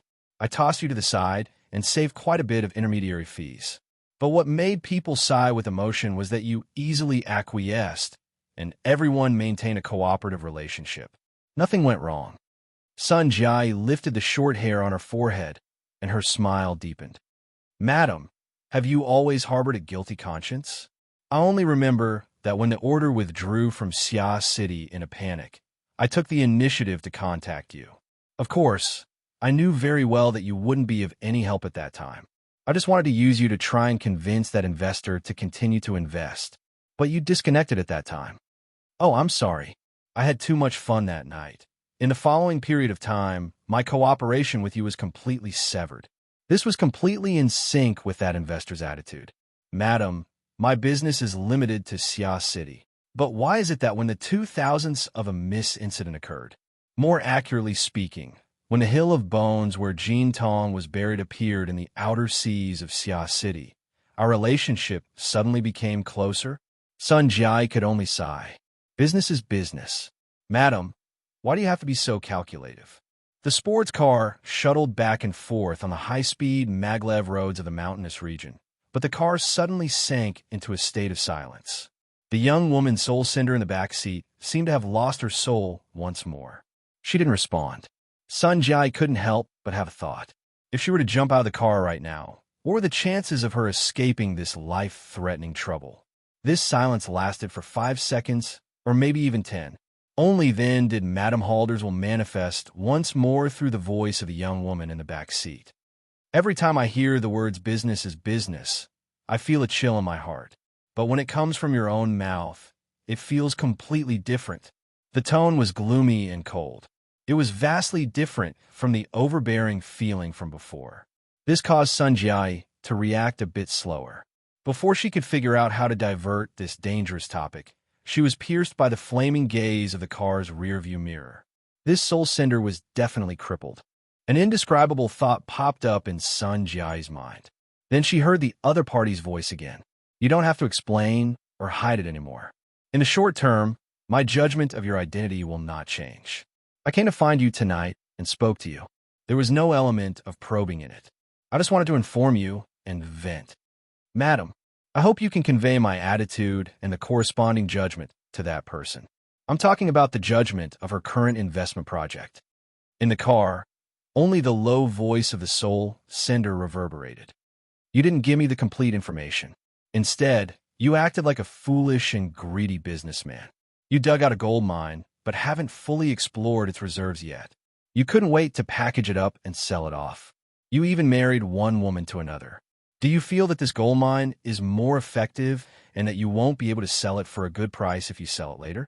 Or do you not think highly of the gold mine's reserves, so you don't hesitate to ruin your reputation in order to make money first? Or do you want to deliberately muddy the waters and obtain even greater benefits from a level unknown to others? Out of respect for that investor, I choose the third option. Sun Jiai also fell silent. She no longer tried to correct Madame Halder's train of thought. The information you gave me seems to be a half-finished product. In reality, although the value of the complete information is high, it is very difficult to sell it for a suitable reason. The half-finished information doesn't have this kind of sensitivity. Instead, it is easier to conceal your intentions. Some people will mistakenly believe that gold has been dug out from the sand, but they will ignore the direction behind it. After all, Luo Nan is quite simple. His personality, strong points, and weak points can be discovered as long as one puts in a bit of thought. And it is because he is simple that there are only a limited number of places that can be used. If one side exerts force, the results will be obvious. If two sides exert force, there will be variables. And if more than 3 sides exert force together, it will become complete chaos. Under the interference of many sides, the designs and schemes of each side will not be able to achieve the desired results. The struggle surrounding Luo Nan will only become more complicated. Madame Halder took the initiative to stop and catch her breath upon speaking to this point. She even extinguished the invisible fire on the back of Sun Jiai's neck. Her attitude seemed to be easing up. Her originally straight back leaned back, making her look more like a passenger hitching a ride. She even asked for some opinions. Aren't there too many elements of conjecture? Sun Jiai thought for a moment and said, there has to be a source of inspiration, a bit of stimulation or something. Yeah, there are 2 sources. The first is Inlo. She said that the uncertainties need to be reduced to a minimum. I have a very bad feeling about this. The second one, do you know that Luo Nan and Tian Bang ran into each other on the streets tonight? I haven't received any tip-offs yet. But Madame said that they ran into each other by chance. I think that it really was a coincidence. Perhaps. But with Tian Bang's intelligence, how could he not know that communicating with Luo Nan in a hurry would only irritate him? He wouldn't achieve any results? And with his personality, he would probably rather bump into He Yuan's cold rebuke than engage in a meaningless entanglement with Luo Nan. So I believe that even if this encounter was a coincidence, he must have made some preparations in his mind. Perhaps he has grasped the principles and techniques of communicating with Luo Nan. Or perhaps he is still a bit lacking and wants to do some verification. He must have a share of your information. Now we can make the final inference. I once believed that you were making a fuss about Luo Nan. You used him as bait to draw away the attention of others, making it convenient for you to act. But then I thought of something she once told me. Investors act sneakily for the sake of controlling costs. But in the end, they always need an enthusiastic response. After a brief pause, the young woman in the back seat spat out a clear word from her lips. The blood flame order has been forcefully stopped before they can obtain an enthusiastic response. But you guys are already reaping the reward from Luo Nan, right? If this is the case, I can roughly guess the position of that investor. The sports car had already driven onto the ring highway by now. The northern boundary of Xia City was higher in altitude. Looking through the front windshield of the car, most of the city district of Xia City was converged into a sea of lights. It was truly beautiful, and the mountainous region the car drove through became a scene of thick ink. It was connected to the faraway corners of the stars. The sports car pierced through the barrier of the air, whistling through the air with a humming sound. It was as if it had crossed the boundary between the wilderness and civilization in an instant. It was as if it had traveled from one dimension to another. Nothing seemed to have changed, but in reality, the endlessly expanding air pressure within the sports car was like an incorporeal bomb. It could explode at any moment. Sun Jiai's voice came from the front driver's seat at a certain point before the explosion. It was just that it carried a peculiar tone. I've always been amazed by your gambling decisiveness. At the same time, I have reservations about your self-destructing inner core. This kind of heart isn't a good place to be. In the back seat, the soul sender suddenly raised his head. The eyes reflected in the rearview mirror were truly burning. Chapter 633. It was not even 7 o'clock in the morning.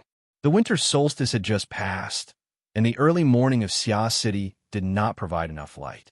The faint light from the sky could not penetrate the lake, so the bottom of the lake was still dark from the public activity area. Only when the enormous devil ray swam past the protective glass did the water become somewhat lively. Xie Junping did his morning exercise all the way to school. He bought some snacks on the way and arrived at North Shore Gear. He arrived relatively early.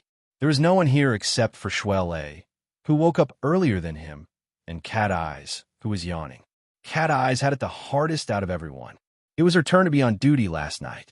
Faced with a beauty, Xie Junping had to find something to say. "Where's Teacher Luo?" Xie Junping immediately understood. He's in seclusion again. Cat Eyes curled her lips. In time he pulled an all-nighter. Shuai Lei defended her. "Sister Cat Eyes, didn't you say that he just received some important information last night?" "What information?" Xie Junping was very curious. Cat Eyes yawned again. "It seems to be a collection of theses written by his mother when she was alive. Senior sister Qingwen's theses can be found in the school library and journal websites.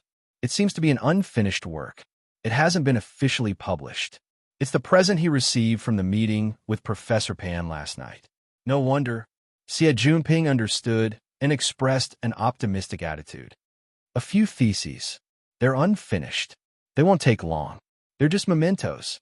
Cat Eyes extended 4 fingers for petabytes. "Those documents are 4 petabytes in size." Xie Junping was smashed silly. 4 petabytes? With such a size, even the most realistic virtual reality documents would have hundreds to thousands of hours of playback time, let alone ordinary words and pictures. Cat Eyes chuckled. He really sank in. When he comes out, this semester will be over. Xie Junping immediately cried out, "Don't. The real-time check-in system is getting more and more perverted. 3 to 5 days is fine, But if he really is in seclusion for a long time, even if I bring out the headmaster, it won't work. Cat Eyes gave Xie Junping a rare pat on the shoulder. Might as well suspend him from school. Humph, I thought he was a little sober, but it turns out he's still in a daze. What a waste of breath. The beauty's intimate attitude made Xie Junping's brain heat up, and he couldn't control his mouth. That means you still haven't given me enough. Aya. In the next second, Xie Junping fell to the ground along with the chair. He was confused. This was the only drawback after becoming half an insider. Cat Eyes and the others knew that he was no longer a little newbie who would die with a single poke. They did not hold back when they attacked. It was a pity that he had not truly awakened yet. What would they do if something bad happened to him? Xie Junping was about to protest loudly when Jerry, who had just successfully stolen some snacks, happily stepped over his chest and used his face as a stepping stone to jump forward. F***, unfilial son. Xie Junping spat twice and casually scooped up a leg instead of Jerry, who had maxed out his agility. Hey, Nanster. Ignoring Xie Junping's sorry state, Jerry was quite excited. He tugged at the person's trousers and climbed up. In the blink of an eye, he scurried up to the person's chest. The person took advantage of the situation and pulled the muskrat into his embrace. Beautifully done. When Xie Junping heard these words, he simply wanted to use some strength to knock Luo Nan down. However, Luo Nan had already awakened. He relied on his fleshly body cultivation to take root beneath his feet. He was not someone a little newbie plus one level ability user could shake. Helpless, Xie Junping slapped the floor and grumbled as he struggled to get up. Cat Eyes was a bit baffled. You're in a pretty good mood? Luo Nan sat in front of the bar and revealed a smile to everyone. His smile was more persuasive than any words. Cat Eyes became even more baffled. Not even 8 hours had passed. He just slept. No, this bro didn't sleep at all last night. How could a person's mood undergo such an earth-shattering change? Cat Eyes blinked and asked subconsciously, have you finished looking through all the information?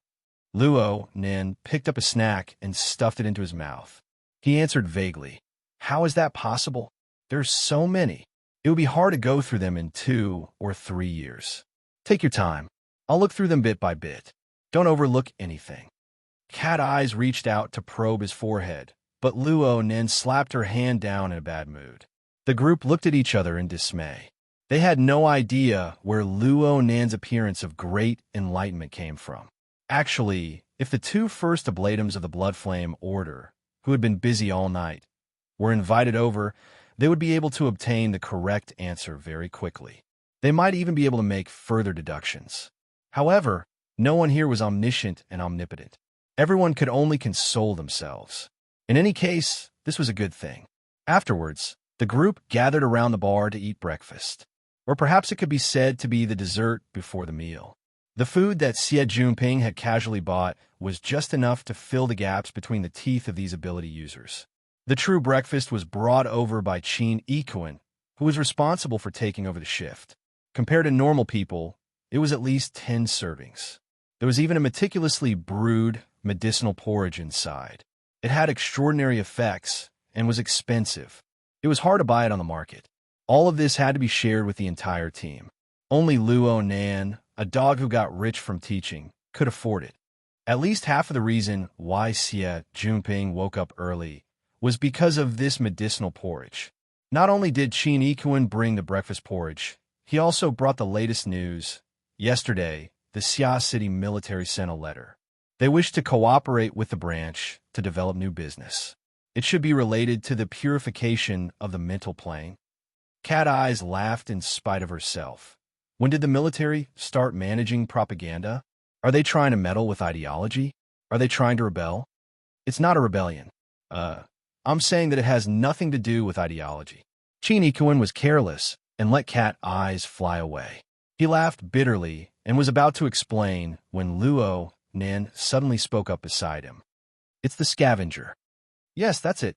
The cleansing and purification of illegal orders and black witchcraft in the Abyss region. It's to lower the rate of the so-called murder in the inner world.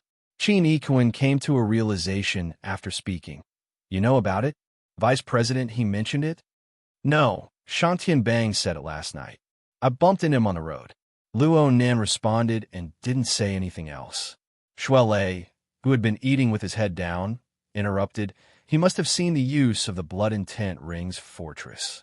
Last night, Brother Papercut and the others played with firecrackers the entire night. They had a lot of fun. Midnight even left a message in the group. She wants Nanster to develop some sail, thruster module, and a cannon and giant ship. Luonin grunted. I saw it too. I can give it a try later. The configuration is easy to talk about, but to turn it into a product, it will most likely take the form of a paper talisman. Chapter 634. Cat Eyes and Chin Ikuin knew very well that Luo Nen had recently been struggling with the configuration domain. Luo Nan's main direction of study was basic research, not applied development. Therefore, the research and development of the blood intent ring and its surrounding products were no longer on Luo Nan's mind. He had to wait for Gao Meng and Papercut to come knocking on his door before he could discuss it. But in the end, this was still a matter of a single thought. If Teacher Luo Nan was in a good mood, it wasn't a big deal for him to say a few more words. Cat Eyes just seized the opportunity to ridicule him. Chin Ikuin, Luo Nan, and the others all automatically skipped over her. Luo Nan was in a pretty good mood this morning. Next, he continued to explain the current situation of the Ring of Blood Wolf Fortress. The talisman sheet can only be a temporary product. If the fortress platform only needs 3 to 5 functions, it can still be of some use. Once the demand for functions increases, just thinking about how to distribute them will be troublesome. Cat Eyes made a TCH sound. It will definitely be troublesome on the society side, but if it's on Tian Bang's side, then it won't be a problem. Chin Ikuin nodded in agreement. It's the military, after all. Their organization is very strong. They definitely have the confidence. Xie Junping was amused by their conversation. He swallowed the hot porridge with great difficulty and chuckled. Every time we go on a mission, we have to distribute weapons, equip ourselves, and then we have to hang talismans on them. Could it be that this is the legendary divine possession, the descent of heavenly soldiers? Perhaps the old methods of talismans are similar in nature. Shuele was not superstitious, but he was keen on finding modern explanations for traditional projects. This was obviously due to his dojo background. Cat Eyes took the opportunity to combine similar items. This is Mr. Gao Daming's favorite topic. Oldyu has also researched this topic and has even published a thesis. In just a few sentences, the topic had wandered off. This was a normal conversation. Everyone gathered around the bar and chatted aimlessly until the other students arrived one after another. They entered and left, and the private space was completely occupied. At this moment, Rue also arrived. The little girl had to eat breakfast at home to appease the elders. She left home a bit late today. There was less than 20 minutes before class started when she arrived at school. Even so, she still made a special trip to meet Luo Nan. Shuele looked at his watch. Let's go. If we go now, we'll be able to catch the train. Oh, Nanster, we'll be together for the 3rd period in the morning. Do you need me to sign for you? Luo Nan laughed. I won't make things difficult for Director Xie. I'll go by myself. The group of people looked at each other. TSK, there's indeed a problem. As a senior student who was about to graduate, Xie Junping's schedule was much freer than that of middle school and high school students. He could sit paralyzed in his seat and press his stomach to digest the effects of the medicinal porridge, but his brain and mouth could not stay idle. He watched as Luo Nan and Shui Lei entered the elevator. He smacked his lips, feeling rather baffled. This bro was just about to hire someone to hack the sign-in system. How come our teacher Luo was cured without even making a sound? Don't wimpy brats come and go for a while? Cat Eyes chuckled twice. She then greeted Chin Ikuin and went home to catch up on her sleep. Chin Ikuin stopped her with a wry smile. Wait, we went too far off topic just now. I almost forgot that Mr. Luo has a vote for the street sweeper. Now, he has a vote in any matter of the branch. Cat Eyes yawned. She was a bit impatient. You could just tell him directly. What does it have to do with me? But if Mr. Luo votes in favor and agrees to cooperate with the military, then it will be impossible. According to the relevant business requirements, he will be very busy for a period of time in the future. The corresponding security plans will need to be changed. Vice President, he hopes to communicate with us first. Cat Eyes raised an eyebrow. Are you sure that a certain person will agree? Yes, it really is possible based on the situation just now. But there's no need to look for me. I'm just being pulled in. I don't have much autonomy. You guys can discuss it and just notify me. Cat Eyes ignored Sheen Ikuan's bafflement and walked straight out of gear on the north bank. The cold morning wind blew the fresh air of the jungle in the plaza in front of her. It was quite pleasant. She ignored the sneaky or bold gazes of a group of teenagers and stretched her body to her heart's content. The sunlight permeated through the gaps between the branches and leaves, gently touching her cheeks. It slightly raised the temperature of her skin and made a corner of her heart inexplicably warm. Oh, it couldn't be considered inexplicable. Cat Eyes could roughly sense that this was due to certain elements that hadn't been frozen for a long time within Luo Nan's tightly sealed system. It felt pretty good, but why? Cat Eye's doubts also existed in Shui Lei's mind. During the third morning class, Shui Lei and Luo Nan sat together.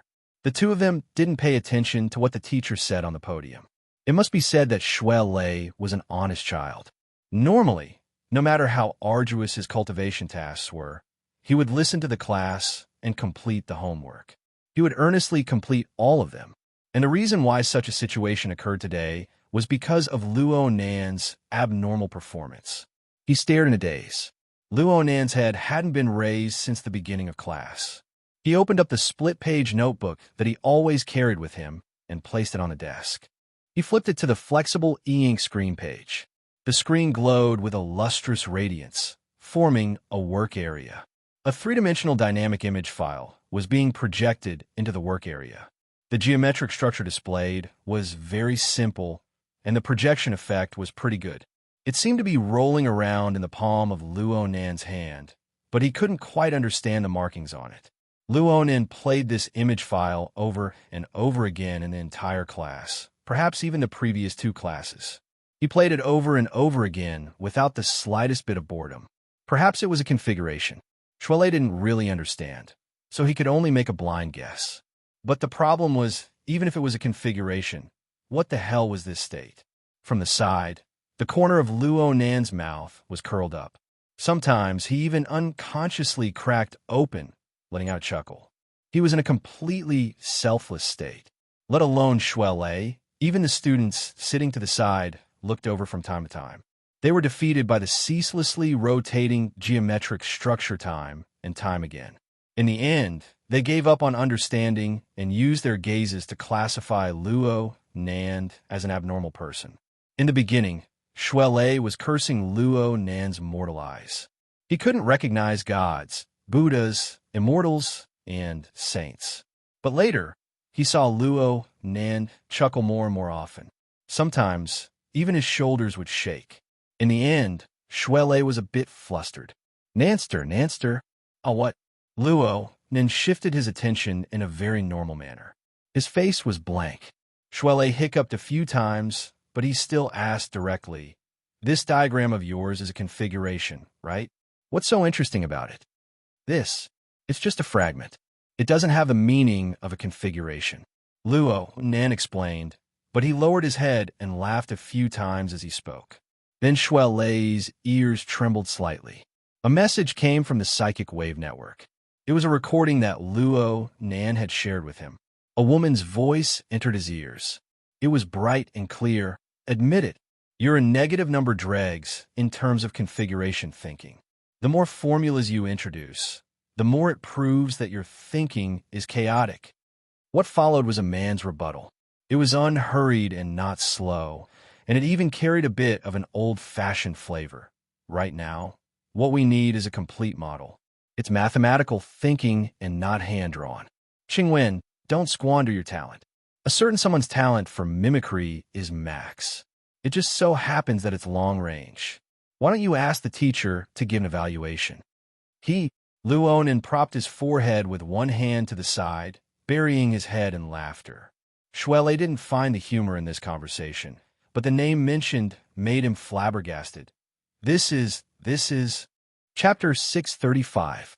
December 30th was a Sunday, the first day of the New Year's Day holiday. The flow of people on the streets soared again. The residents of the surrounding satellite cities also entered the main city area to spend their holidays. The exhaust exhaled by 200 million people raised the temperature of Xia City by 2 degrees, making the body feel more comfortable. Around the Shangding building and the surrounding high-rise buildings, the traffic on the guiding light track shuttled back and forth without beginning or end. Most of them were private cars, but there were also 100-jointed cars that had just been dismantled and landed on various platforms by the traction force. Zhang Yingying got out of a 100-jointed car and walked quickly into the Shangding building. When she climbed the stairs, she stepped on the last bit of red of the setting sun, adding a glazed luster to her white pencil pants and nude high heels, which attracted a lot of attention. But she didn't care about that. She raised her hand to look at her watch and sped up again. In the sound of her heels hitting the ground, she passed through the corridors of the interior floors of the building. After a lot of twists and turns, she finally arrived at the place. Conference room 1135, done. After making sure that she arrived before the appointed time, Zhang Yingying breathed a sigh of relief, adjusted her breathing, and pushed the door open. The circular conference room that could accommodate about 20 people was unexpectedly empty. There were only 3 or 4 people. Except for a staff member in charge of service, the rest were the same group. Not at the conference table. 2 bodyguards were sitting against the wall. At this time, they turned their heads and greeted her with a smile. "Yingying, you're here for a meeting?" "Big brother, Captain Gao." Zhang Yingying responded with the way she was used to, and then curled her lips. His Majesty said he wouldn't come, but he only gave me half an hour to replace him. I climbed up from the bottom of the sea. While they were chatting, Zhang Yingying's eyes glanced at the young man at the conference table who was obviously a top perception master, but had no reaction to the changes in the outside world. Zhang Yingying gritted her teeth. "This guy." The 2 bodyguards laughed, but they had no intention of intervening. After the lecture on the 14th, in addition to the 2 concepts of cage and configuration that shook the world, the several bets that came before and after also painted the whole situation with a strange gossipy color. Many people in the inner world knew that the young genius, Teacher Luo, had a beautiful female guard beside him who was extremely eloquent. She had insulted the senior B-class expert, R.E., until she lost her composure and lost all face. As for Xia City, Zhang Yingying's favorable impression of Luo Nan was pretty much an open secret. It was just that Luo Nan, the main character and the core of this matter, didn't seem to have this awareness at all. This young man, who had just turned 16, seemed to always live in a dimension that was difficult for outsiders to understand. Sometimes he was depressed, and sometimes he was in high spirits. He did not seek external help and had his own logic. Luo Nan was earnestly looking at his flexible e-ink screen. He used his finger to open a folder. This was his mother's research data, which he had transferred from Professor Pan's cloud space. The theme of the information was modern architectural design, but for 99% of the world designers, it was tantamount to a book that they could never understand. In the folder that he had just opened, there were about 7 or 8 different kinds of documents, from the most primitive observation data to intuitive 3-dimensional models, including the corresponding analysis and calculation. There were also some ideas that were written down on the spot, recordings of discussions, and even videos left behind. These documents together formed a basic unit. It didn't revolve around design theories or cases, but rather a genuine basic configuration. It was just a fragment that had lost the meaning of the configuration. There were about 3,000 to 4,000 similar units. Together, they formed the accumulation of basic research data on the configuration. This was a gift from the heavens that Luo Nin didn't even dare to dream of. Mom must be watching me from the heavens. Luo Nin couldn't help but fantasize about these things.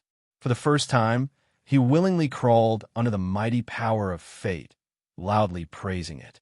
He had once thought that since his mother was able to build a passageway that led to the clouds, she would certainly carry out explorations and research in that bizarre world.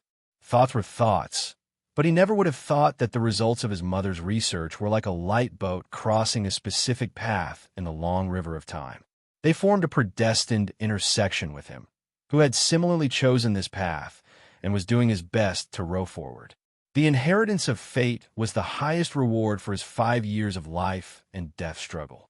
Of course, Luonin wouldn't forget. He was very grateful to Professor Pan 1, who had created, or at least accelerated, this intersection. There was also Tian Tian, Tian Tian, and Tian Tian, as well as all the people within this river of fate who had given him a boost. Hey, didn't you say that you were in a good mood? Why are you becoming more and more aloof? Zhang Yingying finally couldn't hold back. She slapped Luo Nan on the shoulder, announcing her existence. Luo Nan, who was wandering in the river of fate, was slapped onto the shore by Zhang Yingying's slap. He finally turned his head, but the side of his face met with an open lapel of a light-colored short-sleeved suit. He instinctively leaned back and saw a white-collared beauty with quite the intellectual and capable air. Zhang Yingying had one hand on the conference table. Her body leaned forward, and she was very close. She cast a very direct gaze on Luo Nan's face. From Luo Nan's perspective, Zhang Yingying's clothes were more meaningful. This sort of outfit stirred up even more of his memories and emotions. Luo Nan still remembered that just 3 months ago, this was the same person who had disguised herself as a lawyer and boarded the ship that blocked the mountain. She continued to participate and push, making him willingly enter the water. She walked step by step into the deep water, all the way until he entered the river channel that belonged solely to him.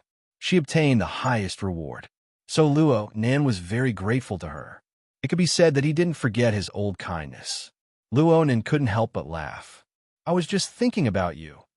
Zhang Yingying was a bit stupefied, but when she saw Luo Nan's expression, she knew that she was thinking too much. Even so, she was still in a bit of a difficult situation for a short period of time. She didn't want to retreat and show weakness. She just subconsciously reached out to touch the flexible screen and opened a document in the folder. It was originally a meaningless action, but the complicated mathematical equations stung her eyes with a couple of glances. Do you understand these? Yeah, not really. Luonin was very honest. The information passed down by his mother was very detailed, but the level was also very high. Luonin still didn't understand some of the special algorithms involved. He probably needed to search for information or even learn the relevant knowledge on the spot. He would need to grind it down bit by bit. In these 2 days, Luonin specially selected recordings and videos to experience them one by one. He only skimmed through the rest of the information. He didn't read it in depth. Even so, he felt dizzy every time he looked at a few sets. It was hard for his mind to continue. Luonin laughed when he thought of this. What are you so happy about if you don't understand? Why can't I be happy if I don't understand? Fine. Luonin knew this. If it was the past, he would have been grinded to the point of insanity long ago. Just thoroughly understanding his mother's research data required a large amount of time.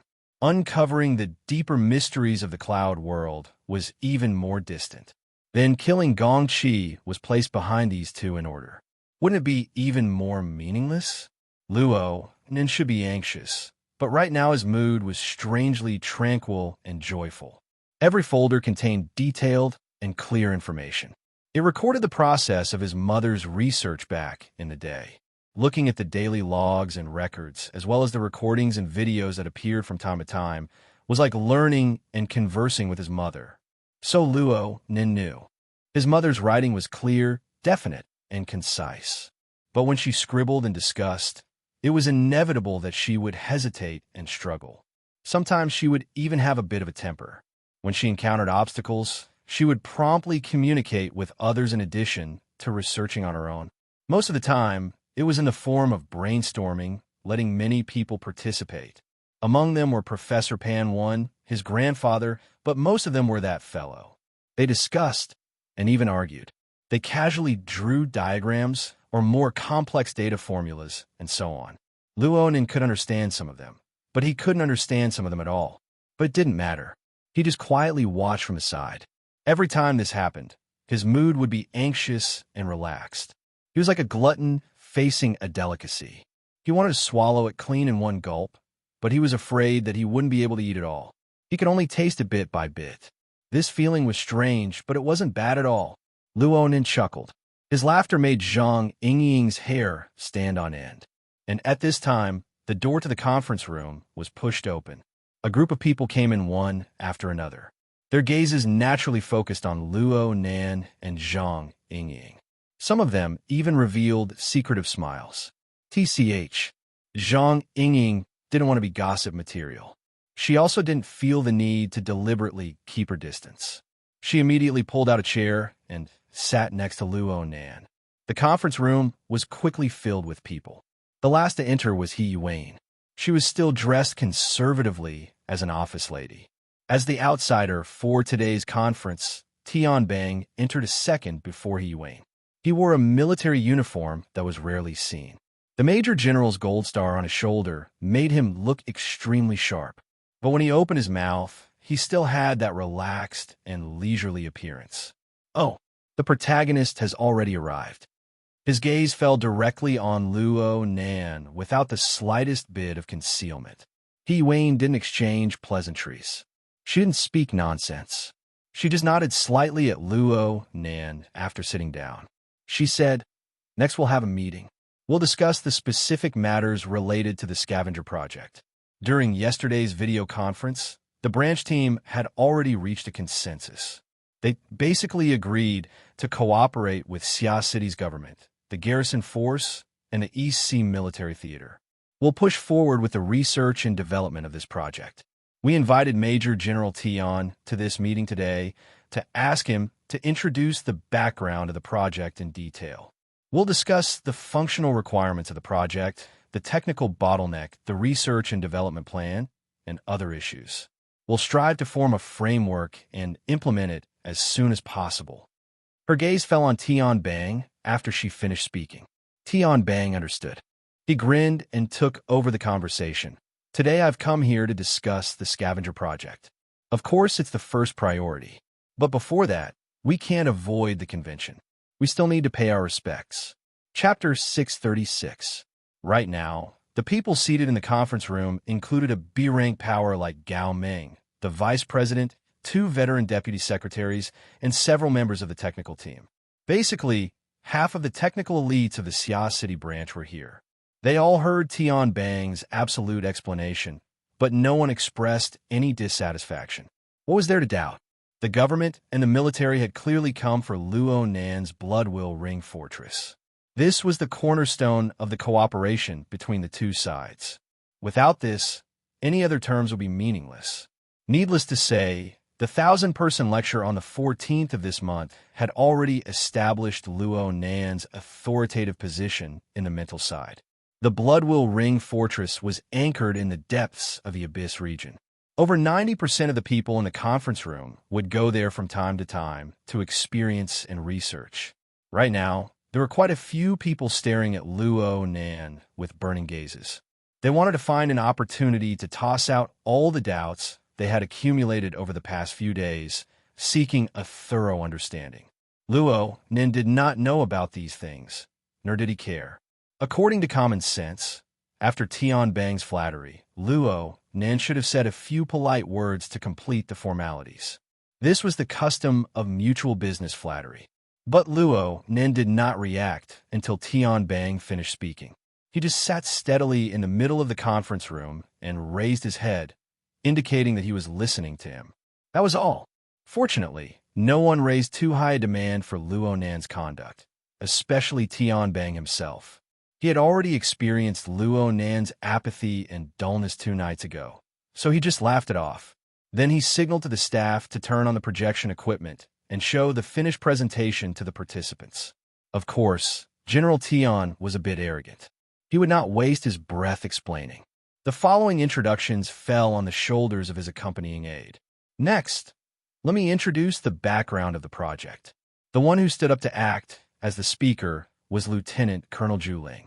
This young soldier was also an old acquaintance of Luo Nan's. They had even eaten a meal together a few days ago. Because of the Thunder Falcon Dojo, Zhuling was different from his own sloppy superior. He always had a serious and upright expression.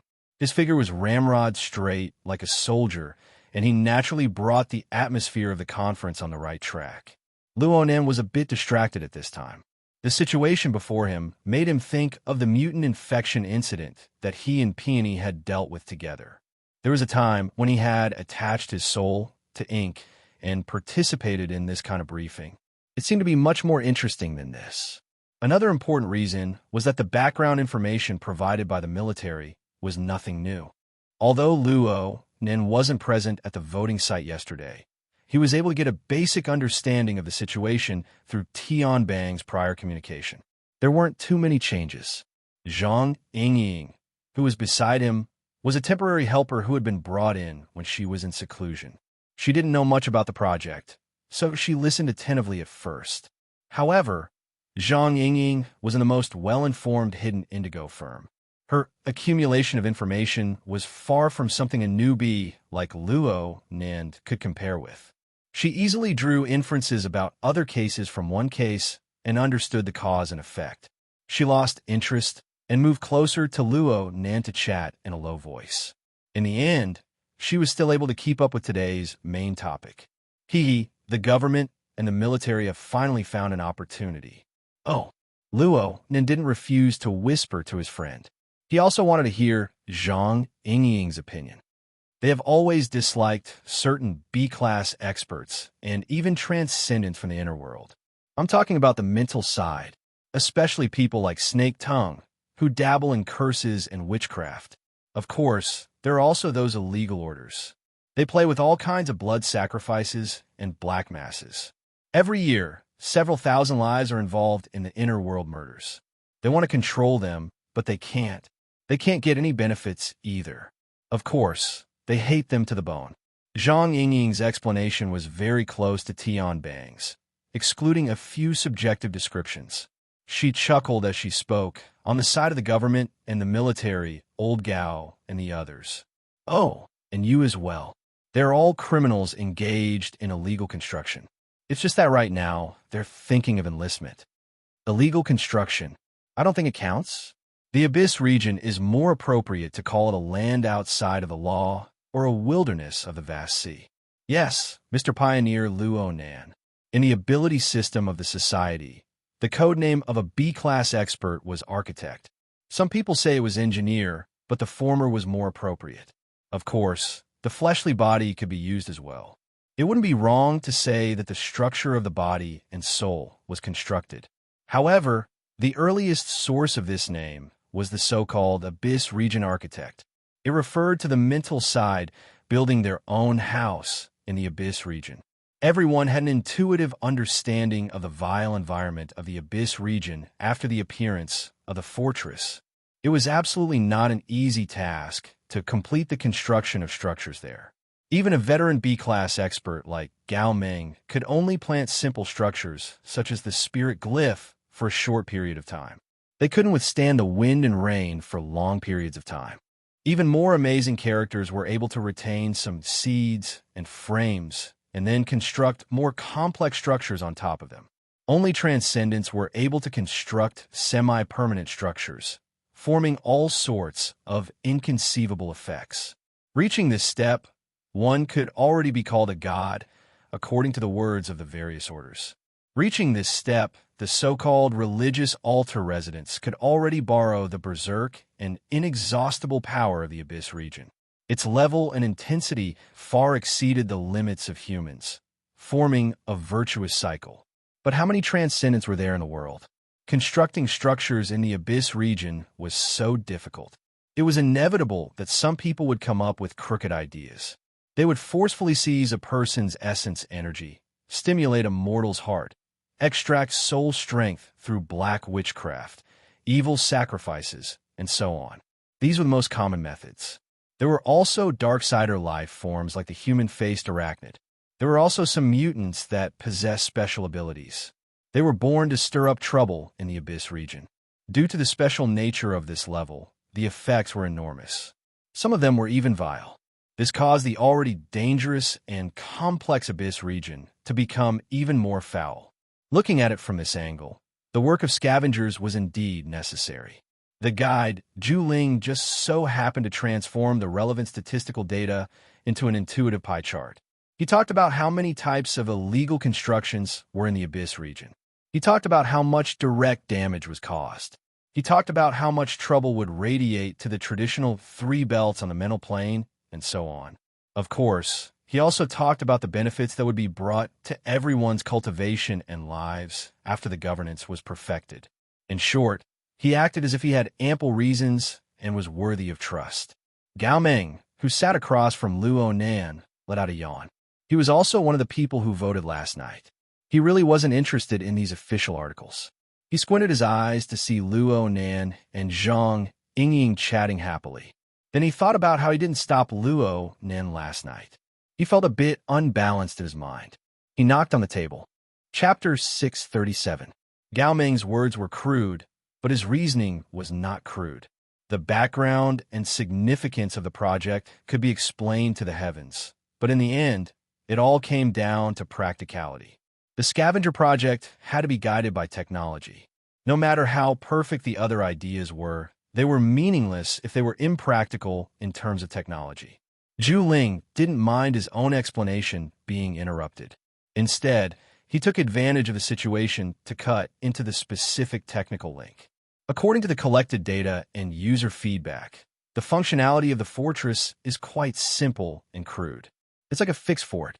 It only has 2 basic attributes, defense and attack. If it wants to truly display its usefulness, this fort must possess mobility, probing, and other functions. Therefore, we hope that the project team can combine the Bloodwell bracelet product and develop a few basic elements of a paper talisman plugin in a short amount of time. Then we can coordinate and perfect it. Luo Nan raised his head. So, it's just a temporary product, right? Huh. No. This is a long-term project. The government and the military's idea is to use the fortress as a large functional platform. We believe that it possesses this kind of potential. But there's a problem with your train of thought. Luo Nan raised his head. His gaze swept across Gao Meng, Ling, and even Tian Bang and He Yuan's faces. He shook his head and said, "The direct cause of the crude functionality of the fortress is the crude functionality of the Bloodwell bracelet. The design of the paper talisman plugin is cumbersome. After all, they are only transitional products. They are temporary crutches that can't be borrowed. If we were to talk about the root cause, it would still be the lack of the participants' configuration thinking and skills. In other words, it's a fundamental problem." Luo Nan mercilessly criticized the product his own company had launched. He conveniently swept everyone in. He spoke bluntly under the subtle expressions of the group of people. If a hardware plugin is needed to realize a function, then this system platform is trash. The fortress can have hardware, but it can't be this kind of hardware. The fortress itself isn't that bad. It's just the current application model that's bad. Zhang Yingying giggled to the side. Luo Nan was baffled. What's wrong? Nothing. Honest boy fight. Zhang Yingying clenched her fists and waved her arms, encouraging him. Quite a few people blinked from the sourness that assaulted their faces. Although he was the instigator of the situation, Gao Meng revealed the true face of the most enthusiastic fortress fan. He immediately got into the zone and asked anxiously, "What's the best way to use it?" Luo Nan thought for a bit and said, "In an ideal state. What I mean is, under the impetus of complete configuration, thinking, and skill, the fortress should be like a giant ship roaming the universe. There should be hundreds, thousands, tens of thousands of crew members inside. Together, they formed a group consciousness, but there was a clear division of labor. Everyone cooperated and performed their own duties. Their posts, functions, configurations, and operations were all unified. The crew of a bastion ship are the architects and operators of the ship. They use their thinking and technology to create the necessary configurations.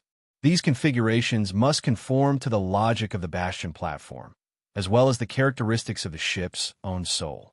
Not only could it realize the effective integration of collective strength, but it could also increase the adaptability of the platform as much as possible and raise the upper limit of the platform.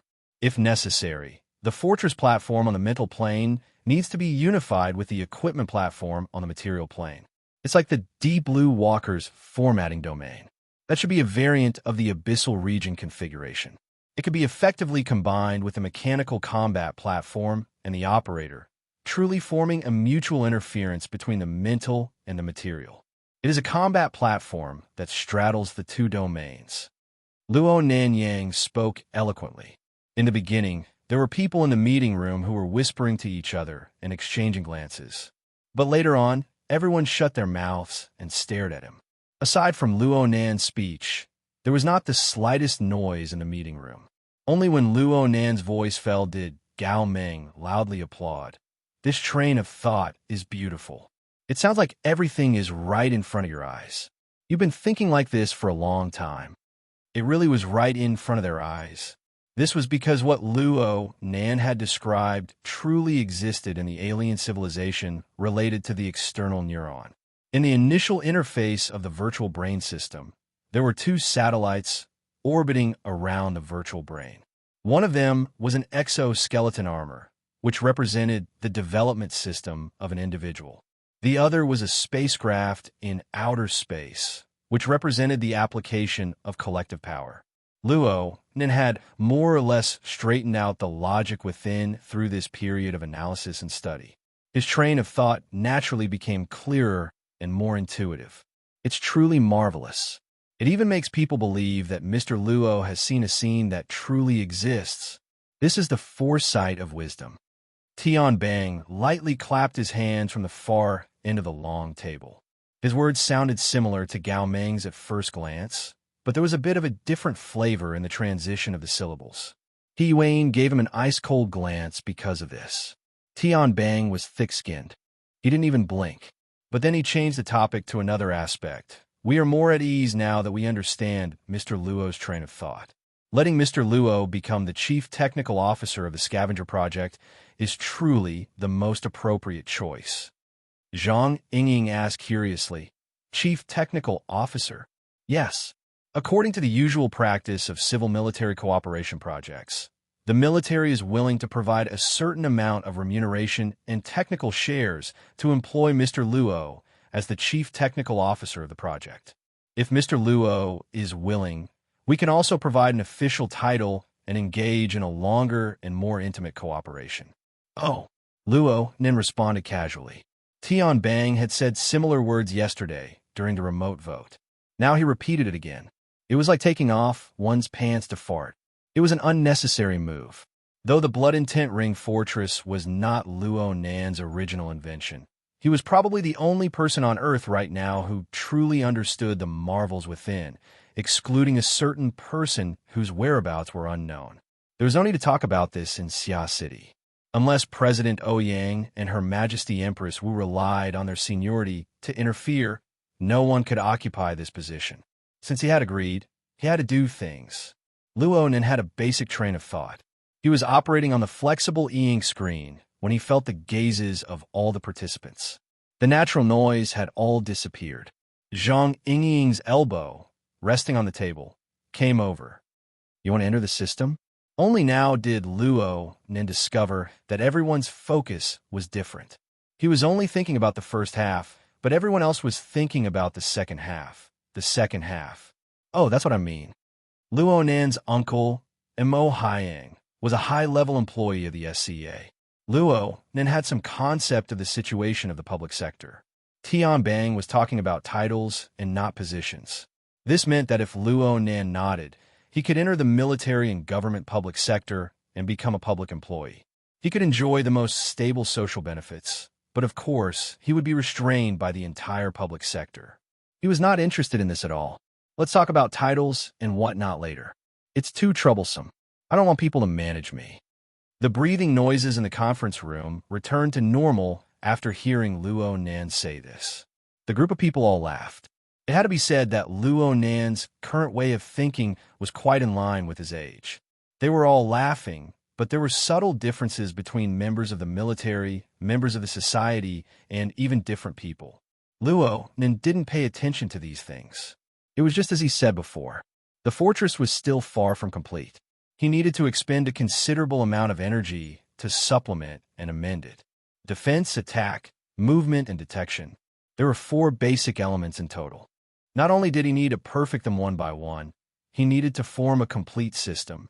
Even if he could find mature and complete examples in the user manual and the virtual brain system, the original design would not be suitable due to the difference in the user's basic abilities. It wasn't something that could be done in a day or two, or even a month or two. Luonin operated on the flexible e-ink screen. The first thing he opened was the calendar and the corresponding work schedule. Zhang Yingying moved closer to take a look. She saw that the schedule was at least half a year later. She couldn't help clicking her tongue twice. Luonin ignored her this time. He considered how he should insert the research and improvement work of the Blood Intent Ring Fortress into the process of learning the external neuron configuration theory, researching his mother's thesis, and collecting and analyzing the cloud configuration fragments. Well, from this angle, the transformation of the fortress, the construction of the Blood Soul Temple thousands of kilometers away, and even the specific actions of killing Gongqi in the cloud world were all considered exercises in the process of learning and research. And when he considered the difficulty, the transformation of the fortress seemed to be relatively simple. It was just right for a beginner like him. Luonin's last bit of apprehension was dispelled after he incorporated the mission into his own logical system. He immediately began to modify the schedule. He pondered about it for a while and said, "I need to equip a team." Tian Bang, He Wayne, and the others were discussing the specific issues of cooperation right now. However, the information that Luo Nin inserted was still the first priority.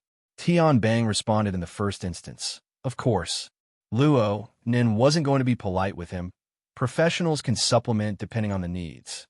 This includes, but is not limited to, mental side charms, perception, realization, mathematical modeling, mechanical design, and manufacturing, material science. Oh, this includes laboratory production lines. Tian Bang chuckled. You're the CTO? Research and development revolves around you. As long as the circuits don't go out of line, the demand doesn't exceed, and the output is uninterrupted, you can have whatever you want. Zhang Yingying curled her lips. Nonsense. Luo Nan was quite content with this before he was certain of a problem. He didn't say anything else. And at this time, someone from the society raised a question. It was directed at Tian Bang. I have a question. If the reconstruction of the fortress is completed, its performance will be as expected. Then is there a clear direction for the goal? Is it to be pulled into the wilderness to fight against the mutants and Darksider races? Or is there some other plan? I feel that the government and the military don't have a clear arrangement in this regard. The person who spoke could be considered an acquaintance of Luo Nan's. It was another B-rank mental side psychic, Mr. Bai. His daughter was the mysterious and treacherous Bai Xinyan, who was hard to distinguish between friend and foe. Tian Bang maintained his smile in response to Mr. Bai's inquiry. Even though I have confidence in Mr. Luo's talent and strength, it isn't a safe choice to go face-to-face with a monster like the human-faced arachnid when you've just set foot in this brand-new domain. I am willing to suggest that we first apply this epic-making platform to Xia City's own defense and public security. First, we'll eliminate a few small problems and troubles. We'll continue to accumulate experience and plan for the future. Mr. Bai continued to question, what are small problems and troubles? As long as the abyssal region is involved, it seems that there is no room for small fish and shrimps to interfere. I don't know if we can catch small fish and shrimps in the abyssal region. However, there are some people whose ambitions and desires have climbed too high before their abilities are sufficient. There are many such people. Xia City is no exception. Tian Bang gave Zhu Ling a meaningful glance. Zhu Ling understood and switched to the screen of the presentation. Soon, a circular interface that was pieced together from hundreds and thousands of garbled symbols appeared. This is an invitation to some absurd event. Tomorrow night is New Year's Eve. It should be about time. Is there anyone here who has received the latest information? A buzzing vibration sounded just as Luo Nan's voice fell. Though it was small and weak, it could not hide from the eyes and ears of the group of ability users in the conference room. Luo Nan was carrying out the initial details of the plan when he felt his wrist vibrate. His gaze shifted, and he saw the virtual screen of his wristband appear. The garbled dial on, it was extremely eye-catching. It was no different from what was displayed on the screen of the presentation. Chapter 638. Crown, abandon the perfect position. Like this, quickly turn back time. Deliberately bumping into each other will attract others to look around. The wine will help me lie.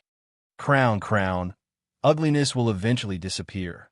So, you decide the direction, deliberately colliding, pretending to be destined to be destroyed, and the mournful cries of samsara will no longer echo. No more echoes. Amidst the toxic melody, the lights, the sound, the screams, and of course, the most important thing was still the handsome and charming singing and dancing. This caused a small square stage that was temporarily set up to enter a serial explosion mode.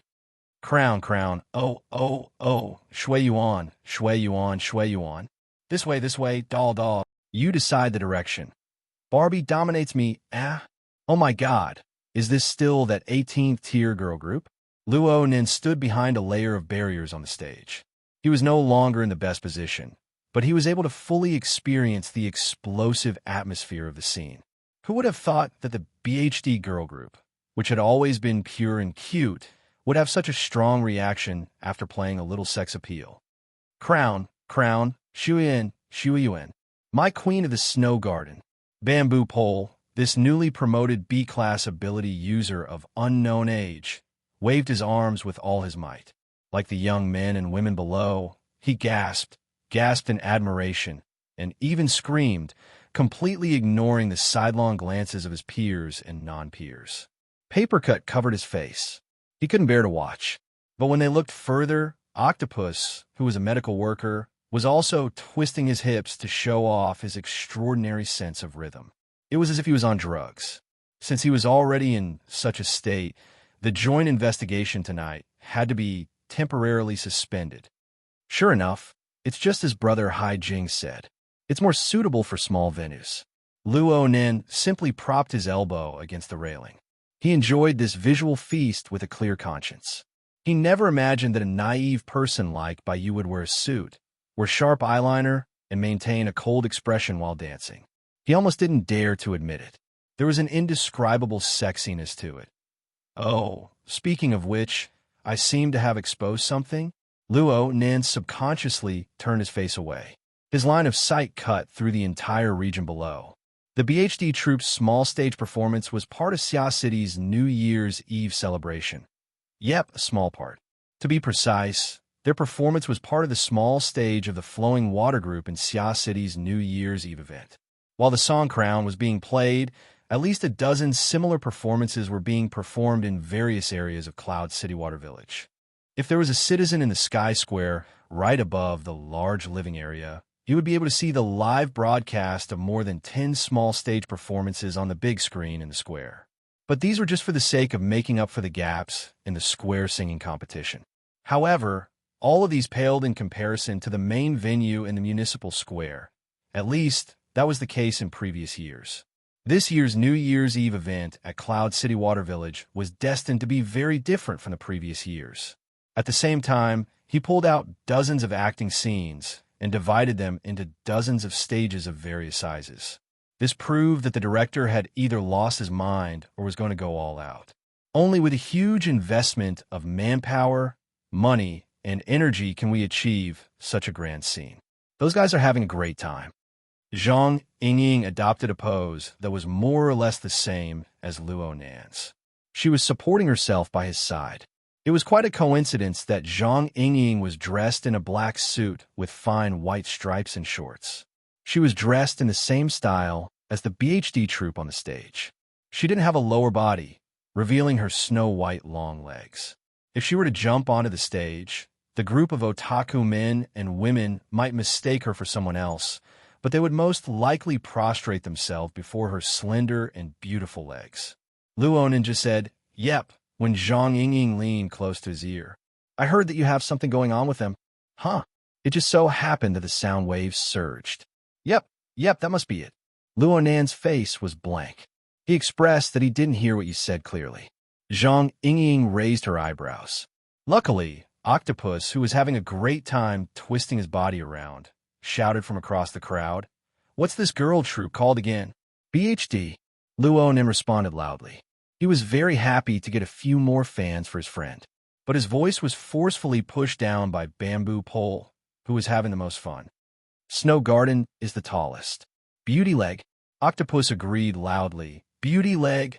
Holy crap. Luonin wanted to correct him, but when he saw the crisscrossing long legs under the light, he was dazed. He missed the first moment. Bamboo Pole had already crossed his body and shouted at him, "Boss, if you have a signed photo, release it immediately. I want a hard photo." Snow Garden has a high-class face. It's a pity not to take a hard photo. Har my ass. Luonin rolled his eyes. He was just about to seriously correct the attitude of this group of rotten people when a greasy voice spoke out from behind him. "If you want a photo, just take it on the spot. Now is not the time. Go back and have some peace and quiet. Take a good pose. Take a photo however you want." Luonin furrowed his brows and turned his head around. There were about 6 or 7 people behind him. They had just stopped not long ago. The leader was a middle-aged man in his 50s or 60s. He was a bit plump, and his clothes could be considered decent. But from his eyes to his teeth, he revealed the various colors of society. Right now, his eyes were fixed on Zhang Yingying's back. She was leaning against the railing, making people very suspicious. He was about to reach out with his hand in the next moment, and then he would be dead for sure. Perhaps it was Luonan's gaze that alerted him. The middle-aged man finally turned his eyes and met Luonan's gaze. Clearly, he didn't expect Luonan to be this young.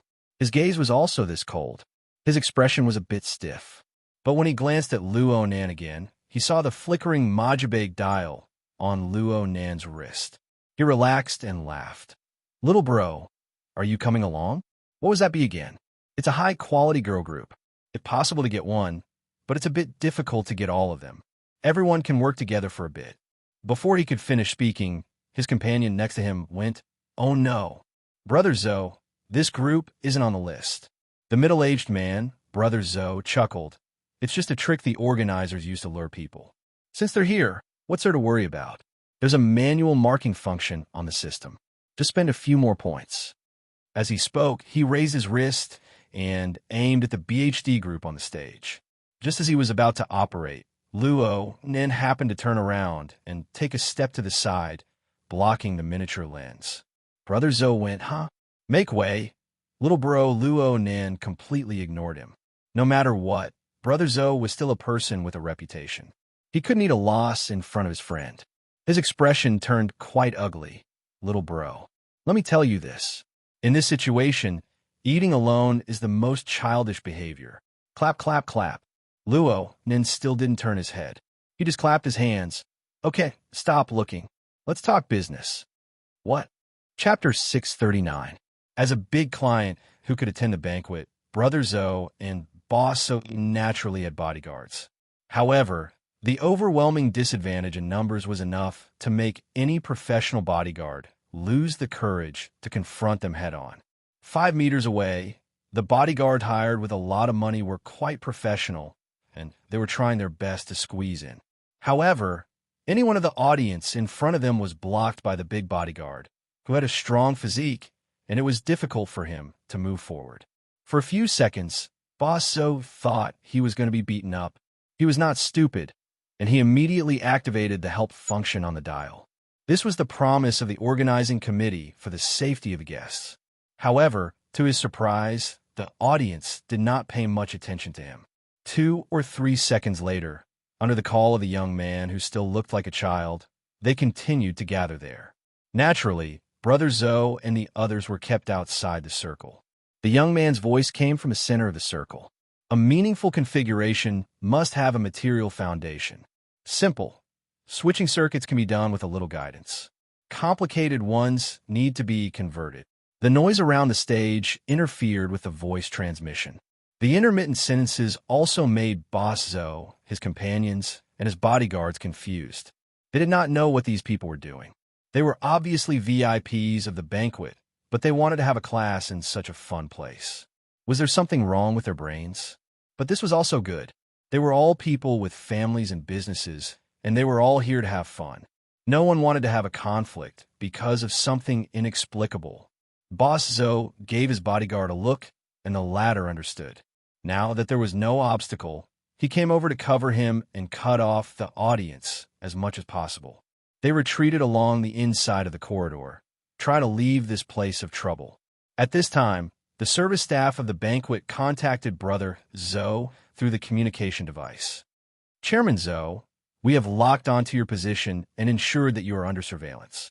Your personal butler will arrive in 1 minute to deal with the relevant matters. Yes, yes, yes, yes. Boss Zoe heaved a sigh of relief, but he also felt a little regretful.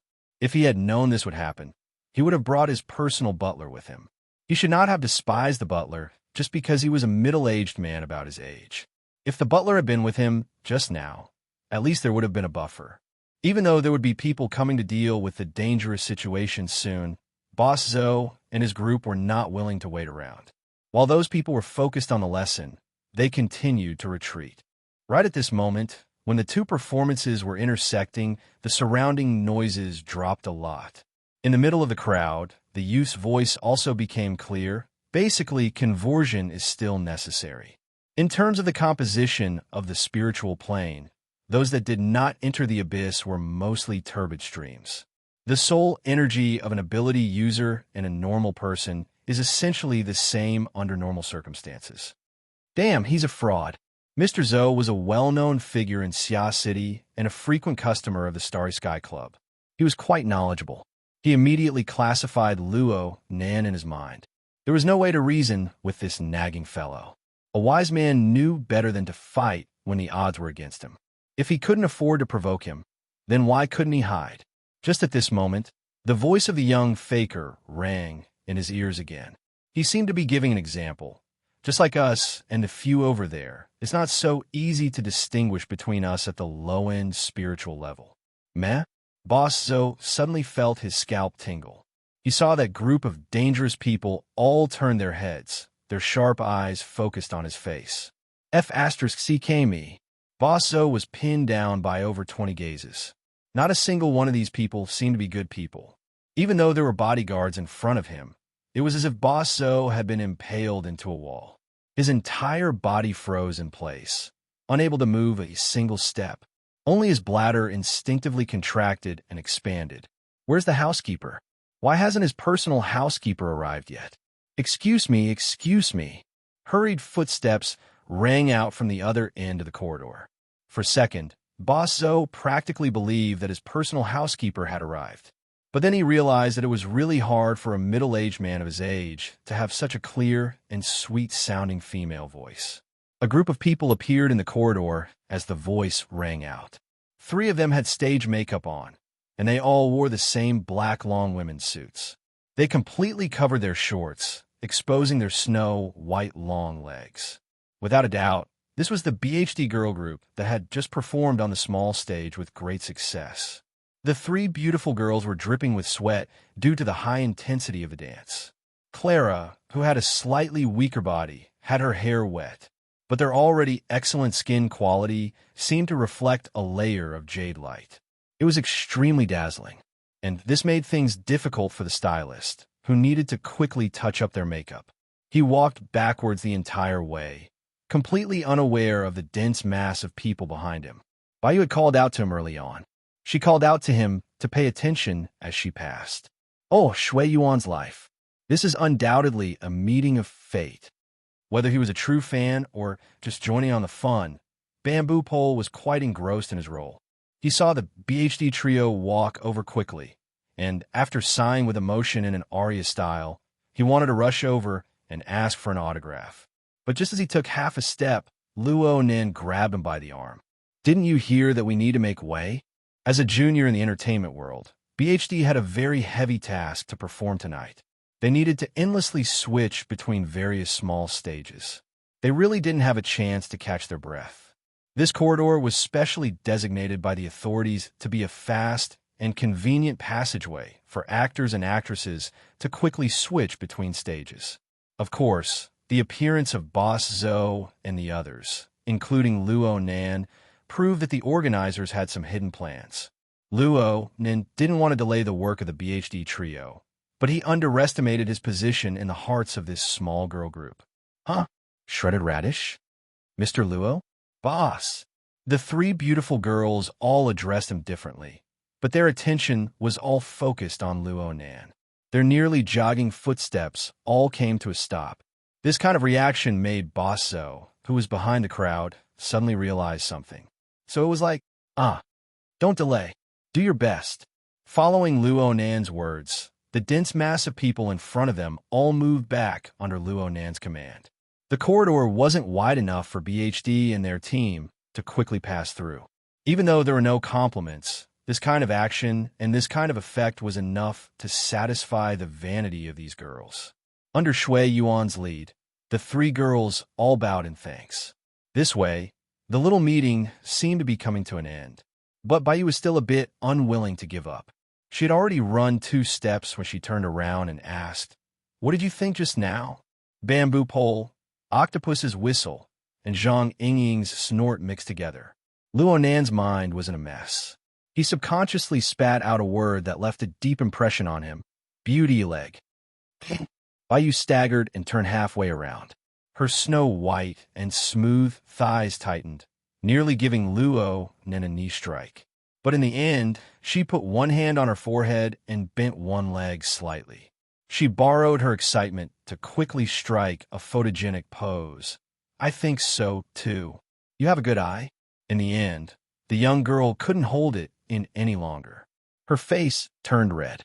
Luckily, her stage makeup was quite thick, and she used a smile to cover it up. She turned around and ran away, giggling and laughing. When she met up with her companions, one of them smacked the back of her head, and the other smacked the buttocks. She was severely punished.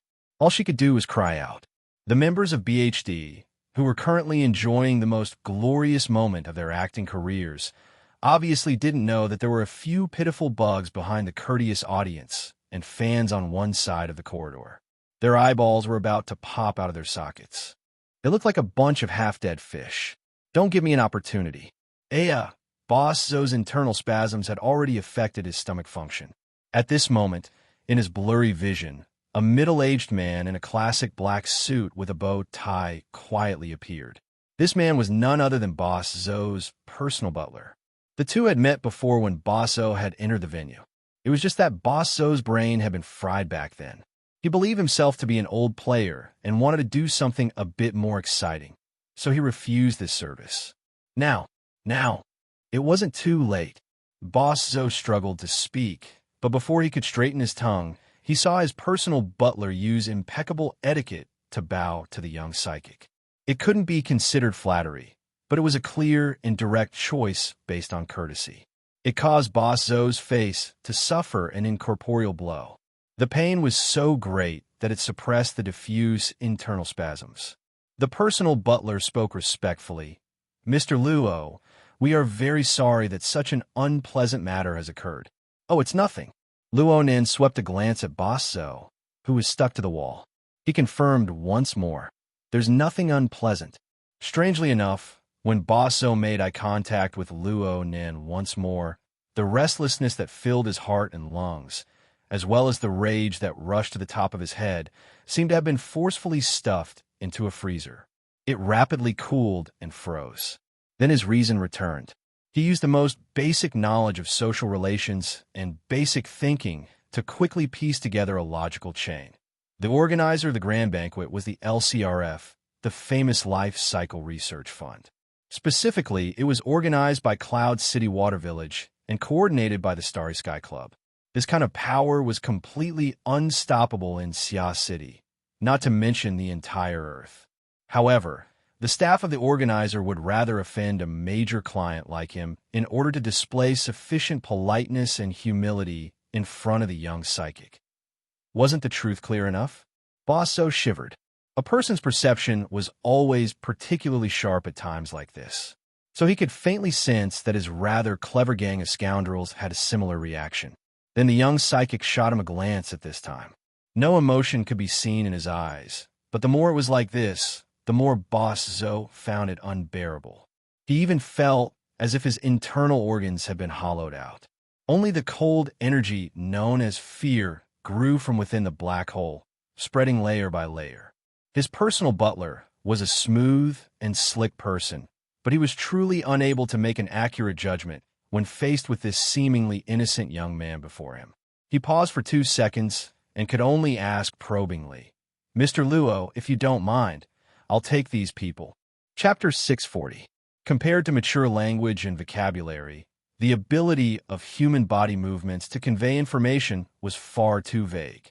In this current situation, Luo Nan's simple action of raising his hand could be interpreted in a positive way as, "I got it," or "do whatever you want." It could also be interpreted as, "You shut up," or "don't be noisy." No matter how smooth and slick the butler was, he didn't dare to make a rash judgment. As for Boss Zhou and the others by the wall, the thumping of their hearts could practically drown out the dynamic music that had just sounded around the stage. Let's continue. Luo Nan raised his hand. He just had the project team members, who had just given way, come over and discuss again. Boss Zhou looked at the screen of people blocking the young psychic. It was as if he had just woken up from a nightmare. His legs went soft, and he sat against the wall. A bodyguard grabbed him halfway. The butler squeezed out of the crowd at this time and came over to support him. Right now, Bosso had long since forgotten his previous anger. There was only one thought in his mind, and he spoke it out loud. "Let's hurry up and leave." No one had any objections, but their fate tonight was destined to be filled with twists and turns. Bosso's voice hadn't even fallen when Luo Nan's voice lingered in their ears like a lingering nether spirit. If there are no problems with the information, then there really are people who have established relevant illegal configurations through this event. Then the participants, the large number of tourists in Cloud City Water Village who don't know anything, are all targets that can be used. The people beside us are all participants. In an ideal situation, no matter how useful they are, they should occupy a certain position in the illegal configurations. I didn't. Bosso didn't understand at least half of Luo Nan's words, but he was able to understand the most critical part. Clearly, this matter wasn't over yet. Things were already like this, so he couldn't care about anything else. His words of defense blurted out. He was even faster than the gazes of everyone else. The butler's face was a bit stiff. He turned his head to speak, but all he saw was a group of people forming a human wall. Luonan didn't pay any attention to the noise outside the wall. He took the opportunity to ask a question. Were they inside? In other words, if you were the designers, how should you use them most appropriately? You could talk about your own views. None of the project team members spoke. They just looked at each other. In the end, Bamboo Pole grinned with a bitter smile. Hold on. Your course is progressing too quickly. We're still learning the basics. It's not like you want us to do independent design. Luo Nan shook his head. Learning the basics requires a basic train of thought, and this train of thought is extremely simple. As I said earlier, any mental construct must have a material foundation. Maybe we don't know what those illegal configurations are, but we can definitely come into contact with some of them. Which one? Bamboo Pole asked on behalf of the other members of the project team. The structure of the human body and soul. Luo Nan casually waved his hand, taking the people in front of him into consideration. I remember saying that in a broad sense, the structure of a person's body and soul is also a type of configuration. Although the efficiency was a bit low, especially on the mental plane, its material foundation gave soul power a characteristic that was hard to change. The structure of inheritance and evolution over thousands of generations had a certain determinism. The material foundation of the human body determines that our bodies of flesh and blood are not as stable as steel or computer programs. There is bound to be a process of ups and downs. The majority of people under normal circumstances do not have a clear direction in their mental activities. The corresponding power flows, disperses, and transforms. Under these circumstances, soul power is like a container riddled with holes. In theory, it is necessary to seal off all other exits in order to allow it to effectively accumulate and operate. Only a single flow of power is given to this power. Cultivators guard their minds internally. Essence is the only one. This is probably the implementation of similar principles. Luo Nan's words were like words spoken on the side of the road to the elites of the project team present. However, some words needed to be said in the context and the identity of the speaker. The members of the project team all listened earnestly. No one, at least on the surface, showed any impatient emotions. There were even some people who tried to follow Luo Nan's train of thought.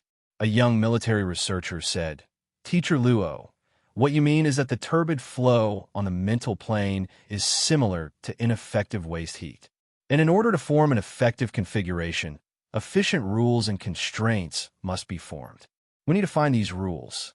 No, it should be to find the exit that forms the configuration rules."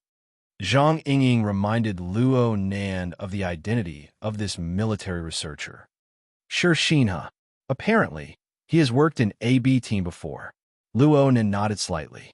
He was expressing affirmation towards Zhang Yingying's intelligence and Xinhe's train of thought. The exit needs to be singular, but the choice of exit is flexible. The human mind has many layers and changes. High-level ideals and beliefs are fine. Low-level emotions and desires are also fine. You still need to make a judgment based on the actual situation. Take today, for example. If this New Year's Eve event is indeed a deliberately created environment, then what is the most appropriate choice? Someone else answered before Xinhe could speak. Of course, it's low-level emotions and desires. Luo Nan shook his head. Too crude. Human emotions are complex. The structure of the human body itself is a chaotic system. The brain regions and neurotransmitters involved in nearly every emotion are different. Conversely, the brain regions and neurotransmitter conduction bring about changes in emotions. The relationship between brain regions and neurotransmitter conduction isn't one-to-one. As a designer, as long as the conditions are met, you can randomly choose an exit. You can have over 10 different solutions. The starting point can be located anywhere in the 3 zones, not to mention the labyrinth of the abyssal region. Luo Nan's denial made the majority of people afraid to open their mouths. Instead, Xinhe muttered to himself, "In order to crack this design, the fortress must focus on strengthening the detection and sensing module. It involves many layers and many angles. It seems that attack, defense, movement, and detection are the most important of the 4 basic modules. Does Teacher Luo mean to say that this is the focus of our next step of work?" Researcher Sure is worthy of being from the AB team. Bamboo Pole clapped his hands on Luo Nan's head and laughed, searching and fighting as one should be the mental side's inclination and advantage. This direction is certainly not a problem. And speaking from a practical point of view, detection and identification is indeed the #1 priority when it comes to catching illegal configurations. Most people came to a sudden realization at this time. Today, Luo Nan didn't just come to scout and teach. He also came to determine the project team's progress plan. Perhaps he also had the idea of observing and promoting talents. Didn't that Xinhe just pop up? For a time, there were those who came to a sudden realization, those who wrung their hands, and those who were envious. Even though the military and political departments dispatched elites with excellent qualities, the subtleties of human nature were not factors that could be completely controlled in the end. Luo Nan remained silent after Bamboo Pole opened his mouth. He just quietly sized up the turbid flow that flowed around him, distinguishing the color changes within. Actually, he had never thought of things in such a complicated way, but letting others think in such a complicated way was a pretty good method. Letting Bamboo Pole worry about it was also pretty good. Brother Bamboo Pole, can I express a bit of a different opinion regarding the word illegal? Suddenly, a female voice cut in. The voice carried a smile that was yet not a smile at the end. It sounded intimate, but the content was thorny. A group of people walked over with quick steps from one end of the corridor as the voice spoke. Leading the group was a middle-aged woman with short hair and a neat temperament. Luo Nan had seen her before. She was the manager of the Starry Sky Club's restaurant department. She was also a good friend of Bamboo Pole, Sun Jiai. Luo Nan didn't have any ill feelings towards Sun Jiai. He saw this neat woman approach him with a few steps, and he indicated for the surrounding people to make way for her. Sun Jai called out to Bamboo Pole from afar, but she was the first to bow to Luo Nan when she got closer. Her attitude was extremely low. "Teacher Luo, sorry to disturb your lesson." This low attitude just happened to complement the thorny attitude of Bamboo Pole. Overall, she was neither servile nor overbearing. Luo Nan gave a slight smile in response. He knew himself well enough to deal with such a shrewd, capable, and worldly person. He wouldn't forcefully stick his head out, so he let Bamboo Pole deal with her. Bamboo Pole didn't regard himself as an outsider. He laughed and spread his arms open to welcome her. "Oh my, this bro's business is expanding really fast. No wonder you look radiant and overflowing with spring." Sun Jai giggled as she gave him a light hug. She spoke into his ear in a voice that the surrounding people could clearly recognize. "No matter how radiant you look, you can't stand the pressure of one hat after another. Can you give me a chance to defend myself?" "What are you saying?" Sun Jai had already pushed Bamboo Pole away before he could finish speaking. She faced Luo Nan and spoke sternly. "Teacher Luo, if those people just now offended you in any way, I am willing to apologize to you on behalf of these ignorant people." Luo Nan grunted. "There's no need." Sun Jai spoke again. "There are some matters that are quite out of line in this grand banquet, but I ask for Teacher Luo's forgiveness. This routine reception banquet is actually the LCRF's expression of gratitude to our colleagues and customers who support our biotechnology research every year. Since our customers involve all walks of life, in every field, have different requirements, and have different hobbies, as the organizer, and co-organizer, we can only seek the greatest common divisor within the limits of our capabilities." Luo Nan grunted, but didn't have much a reaction. Sun Jai behaved like a diplomat. "I won't deny that many customers use their wealth, power, and other resources to obtain things that this society doesn't advocate, but it doesn't prohibit in order to obtain a short period of stimulation. But we also do our utmost to restrain these actions within the bounds of legality and compliance." Bamboo Pole faced his old friend and seemed to agree. "That's right. This is a society of law, not a society of morality." Sun Jai glared at him without the slightest bit of concealment.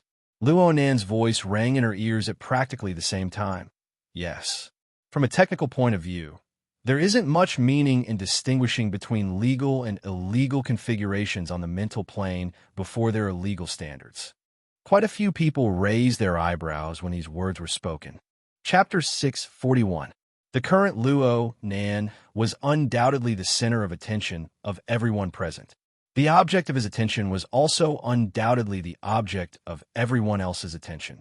Almost everyone subconsciously cast their attention toward Boss Zhou, examining him and pondering. Boss Zhou had the last piece of the jigsaw puzzle knocked out under the focus of everyone's gazes. He became a complete idiot who stood there, frozen on the spot. While the vast majority of people were watching Boss Zhou, there were also a few people discussing among the crowd. "That old lover of yours isn't simple. She dug a trap in a matter of minutes. It's good that our boss Luo is stupid and straightforward. He forcefully got over it. Screw you, old lover. She could even be my mom. Uncle Bamboo Pole, your taste is really heavy. It's fine as long as her taste is good enough." Both sides were thick-skinned. Bamboo Pole couldn't do anything about Zhang Yingying. He could only laugh dryly and get to the point. Sometimes, it's better to be a bit more direct when dealing with things. "What are you guys talking about?" Octopus was a medical worker and a laborer in biological experiments. This wasn't his field of expertise, so he didn't understand for a moment. But this didn't affect his curiosity. Zhang Yingying pursed her lips. "I'm talking about Brother Bamboo Pole's old lover. She started talking about legality and illegality. She has bad intentions." Octopus seemed to understand, but he didn't. He could only ask, "Is there anything else?" "Hee. What's a law? It's just a tool for a ruler to protect his interests." "Then who's the ruler?" This is still undecided for now. But from a knowledge of the vast majority of people, if they had to choose between the expounder and the executor of the law, who would they choose? Would it be us, the mysterious members of the inner world, Or would it be the government and the military? Oh, of course it's... Oh my, this sister is from the Starry Sky Club. Octopus wasn't an idiot. He just couldn't wrap his head around it for a moment. He slapped his thigh when he heard this. That's it. Zhang Yingying shot a cold glance at Sun Jiai. If Luo Nan had followed this woman's logic, then he would have thrown the judgment standards and authority of the relevant configurations to the military, which we have no control over. Zhang Yingying wasn't sure if anyone was deliberately eavesdropping on them, so she simply posted on the Psychic Wave Network. Don't be fooled by the fact that everyone is working on the so-called Fortress project together. The atmosphere is lively, and the researchers are as respectful as primary school students. Even if this group of researchers were to kneel and lick Luo Nan's boots, could they represent the government and the military in kneeling and licking Luo Nan's boots? It's true that the branch cooperates with the military and political departments, but the Starry Sky Club is basically a bastard of the military and political departments. Bamboo Pole coughed. He's not a bastard, he's an LCRF. His bloodline is more mixed. LCRF, also known as the Life Cycle Research Fund, was an important investment fund in the field of biology jointly funded by several top tycoons on the surface. However, its backers were almost certainly some big shots in the political and military circles. Moreover, many forces in the inner world also had shares in it. Don't be fooled by how Tian Bang treated the so-called Grand Banquet as a target, looking like he was about to flip the table. From the perspective of Bloodline, this was more like a small experiment conducted within a controllable range. To put it a bit more formally, it was nothing more than a confrontational drill. Disregarding the element of internal strife, there might even be important members of the LCRF in the drill directing department. In the eyes of these people, the branch ability users led by Luo Nan were no different from the so-called creators of the illegal construction. If they were to really dispute over this matter, both sides would go to court. They would be casually manipulated by others, who knew how long it would take to figure out who was right and who was wrong. Even if they were able to figure things out in a short amount of time, once this matter became a precedent, would they still have to follow the same rules if they were to encounter similar matters in the future? When that happened, the Xia City branch would be handing over the initiative and moral status. It was fine if the two sides were harmonious, but if there really was a conflict, it would be nauseating to death, not to mention anything else. Zhang Yingying and Bamboo Pole, these two scheming people, couldn't help but feel lingering fear. After Zhang Yingying calmed down, she became very curious. Do you think our boss Luo really doesn't understand? Or is he pretending not to understand? Right now, no one could give Zhang Yingying an answer. The core party, Luo Nan, didn't need to give anyone an answer or an explanation. He just glanced at Boss Zhou once more. He didn't want to linger in this cloister that had already been completely cut off. He walked forward without a word. 20 to 30 people naturally followed him forward. In the blink of an eye, the stream of people in the cloister had pretty much dispersed cleanly. Only Boss Zhou's group of people were left standing there stupidly. They were like human stumps. An unknown amount of time passed before Boss Zhou's brain finally recovered to a minimum level of operation. What the hell? What the hell? His mouth muttered curses, but in reality, these curses didn't leave behind any traces in his memory. Someone from his gang of scoundrels asked at this time, "What do we do?" Boss Zhou's mind was restless. He slapped the wall. "What do we do? Haven't we had enough yet? We didn't check the almanac before we left today. Let's go back. Let's go back, okay?" Boss Zhou's personal butler spoke at this time. "Mr. Zhou, tonight's events are absolutely not something we want to see." Boss Zhou wanted to get angry, but he had just confronted a true big shot. He really couldn't bring himself to be angry. He could only chuckle twice. "Fine. You don't need to say anything. I crawled out of the corpses of World War III when I was a kid. I know what to endure and what to admit. Just pretend that I never came here tonight." It had to be said that Boss Zhou's behavior was quite straightforward. The problem was that the personal butler didn't loosen his grip. "Mr. Zhou, from the standpoint of the Foundation, please give us a chance to make up for it." Boss Zhou was baffled. "I don't need any compensation. I want to go home and sleep right now. Of course, this isn't a problem. We just need to adjust our timing and pace." The personal butler finally loosened his grip. But this time, a dozen or so robust young men, wearing black suits, walked over from the other end of the cloister. They pressed forward. While Boss Zoe and the others were muddle-headed, they had already assigned their tasks. 2 people were assigned to take care of 1 person. They didn't even miss out on bodyguards. This was a powerful invitation. Please do us the honor. The personal butler's expression was the most professional. At the very least, it was impeccable in form. Let's not talk about how Boss Zoe and the others in the cloister were honored. Luo Nan and his group were already half a floor away. They were truly majestic. Those who didn't know better would think that some big shot had come over for an inspection. At least on the surface, Sun Jai really did treat Luo Nan like a big shot. She followed closely along the way. She explained to Luo Nan every time they passed a region. What was the position of this place in tonight's New Year's event? What functions needed to be realized? What emergency plans were in place? She practically treated herself as half a designer. Luo Nan was quite interested in this. This was because this was very much in line with the theory that all configurations must have a material foundation. With Sun Jai's explanations and his own overall observation with his mental senses, Luo Nan already had a more intuitive and clear understanding of the overall planning and layout of the grand banquet. This would be very beneficial to the progress of the project. Unfortunately, the time was almost up. Luo Nan raised his wrist to look at his watch. He added a few words in his mind before finally speaking. Thank you for your explanation, Director Sunday. I have benefited greatly from it. I need to go take care of a few private matters. Huh? Forgive me for asking, but does Teacher Luo need any help? Sun Jai didn't feel the least bit presumptuous in her words. I'm just going to see my sister. She has a performance on the main stage tonight. She has an appointment with her family. Recently, Luo Nan's status in the inner world had risen with the tide.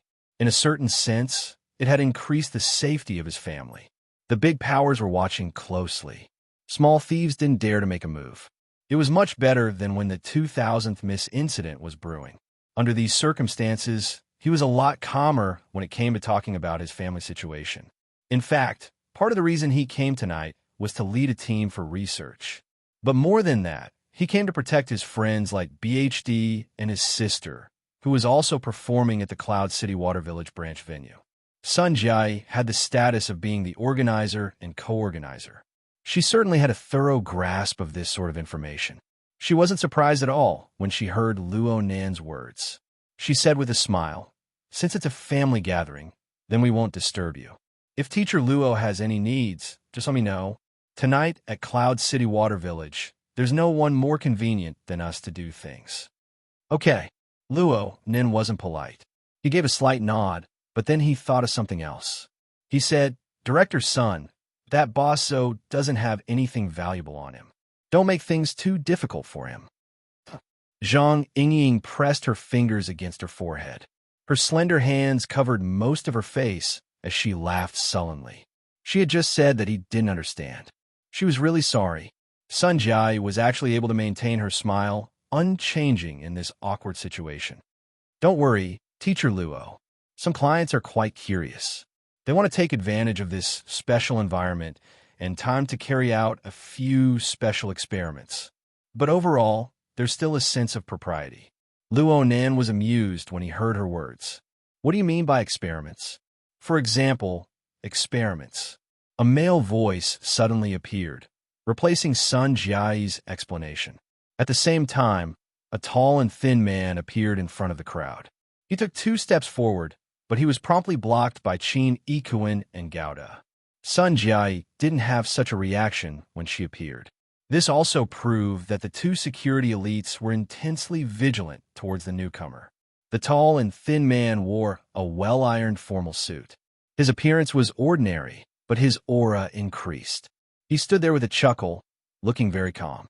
He didn't care about Qin Ikuin and Gouda's obstruction at all, or it could be said that he didn't care at all. Separated by the wall of people, the person spoke in a manner that was neither fast nor slow. "Mr. Luo, your subversive expression on the mental plane has caused many people to become interested in the basic structure of this place. We should take advantage of this event to design a few experiments. It'll be convenient for us to compare notes with you, Mr. Luo, in the future. Speaking of which, it's been a long time since this field has been this lively. Zhang Yingying frowned. She moved closer to Luo Nan's ear and whispered, "This person is—" Chapter 642. Luo Nan spoke straightforwardly, causing Zhang Yingying and a few other friends who were most familiar with him to be stunned. They could not understand how Luo Nan knew this person for a time. It must be known that secret orders were not like the Ability User Society. All of their members could be found on the website. These orders always pursued mysticism, especially the middle and upper echelons. Most of them lived in seclusion and rarely came out. Rumors and all sorts of intelligence were mixed together. It was hard to remember without specialized research. Li Taixing seemed to be a bit surprised. He chuckled. Teacher Luo, who has always immersed himself in research, actually knows my name? Then I am truly overwhelmed by the favor. My efforts on cages and configuration theory were not in vain. He changed the way he addressed Teacher Luo, but the smile on his face was a bit subtle. It would be more accurate to describe him as frivolous. Before Luo Nan could say anything, Zhang Yingying let out a low snort. According to the intelligence of the hidden indigo firm, Li Taixing was known for being amiable on the outside, but arrogant on the inside. He was an extremely tough negotiator. The reason why he was not described as an expert was because he had truly negotiated very few difficult cases. This fellow was simply the loudspeaker and megaphone of the Order of Justice's power. She saw him use the word "I" 3 times in a row in 3 sentences. He had an attitude of, "I am the center of everything." Even if his true personality was different from what was reported in the intelligence, the difference would not be too great.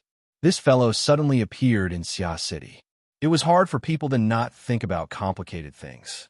Zhang Yingying immediately sent this new intelligence to the firm and the relevant departments of the Xia City branch.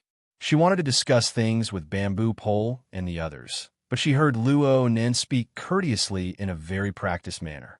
I heard the word configuration from others, and then I began to research and apply it. One of them was Mr. Child of your order. Your order's research in this area should be much deeper than mine. Mr. Li, there is no need to be polite. The smile on Li Taixing's face faded a bit when he heard Child's name. There had always been a serious conflict between the secular side and the truth side within the Order of Justice. Almost every believer was unable to avoid choosing a side. Unfortunately, Child was a capable general of the truth side when it came to these political coordinates, while Li Taixing was a staunch supporter of the secular side. The two had even clashed and dueled twice, let alone being friends. Therefore, Li Taixing deeply suspected that Luo Nan knew what was going on inside, and that Luo Nan had deliberately used Fairchild to attack him. Li Taixing had really wronged Luo Nan, but in a certain sense, he had underestimated Luo Nan. Luo Nan was not aware of the twists and turns between Li Taixing and Fairchild.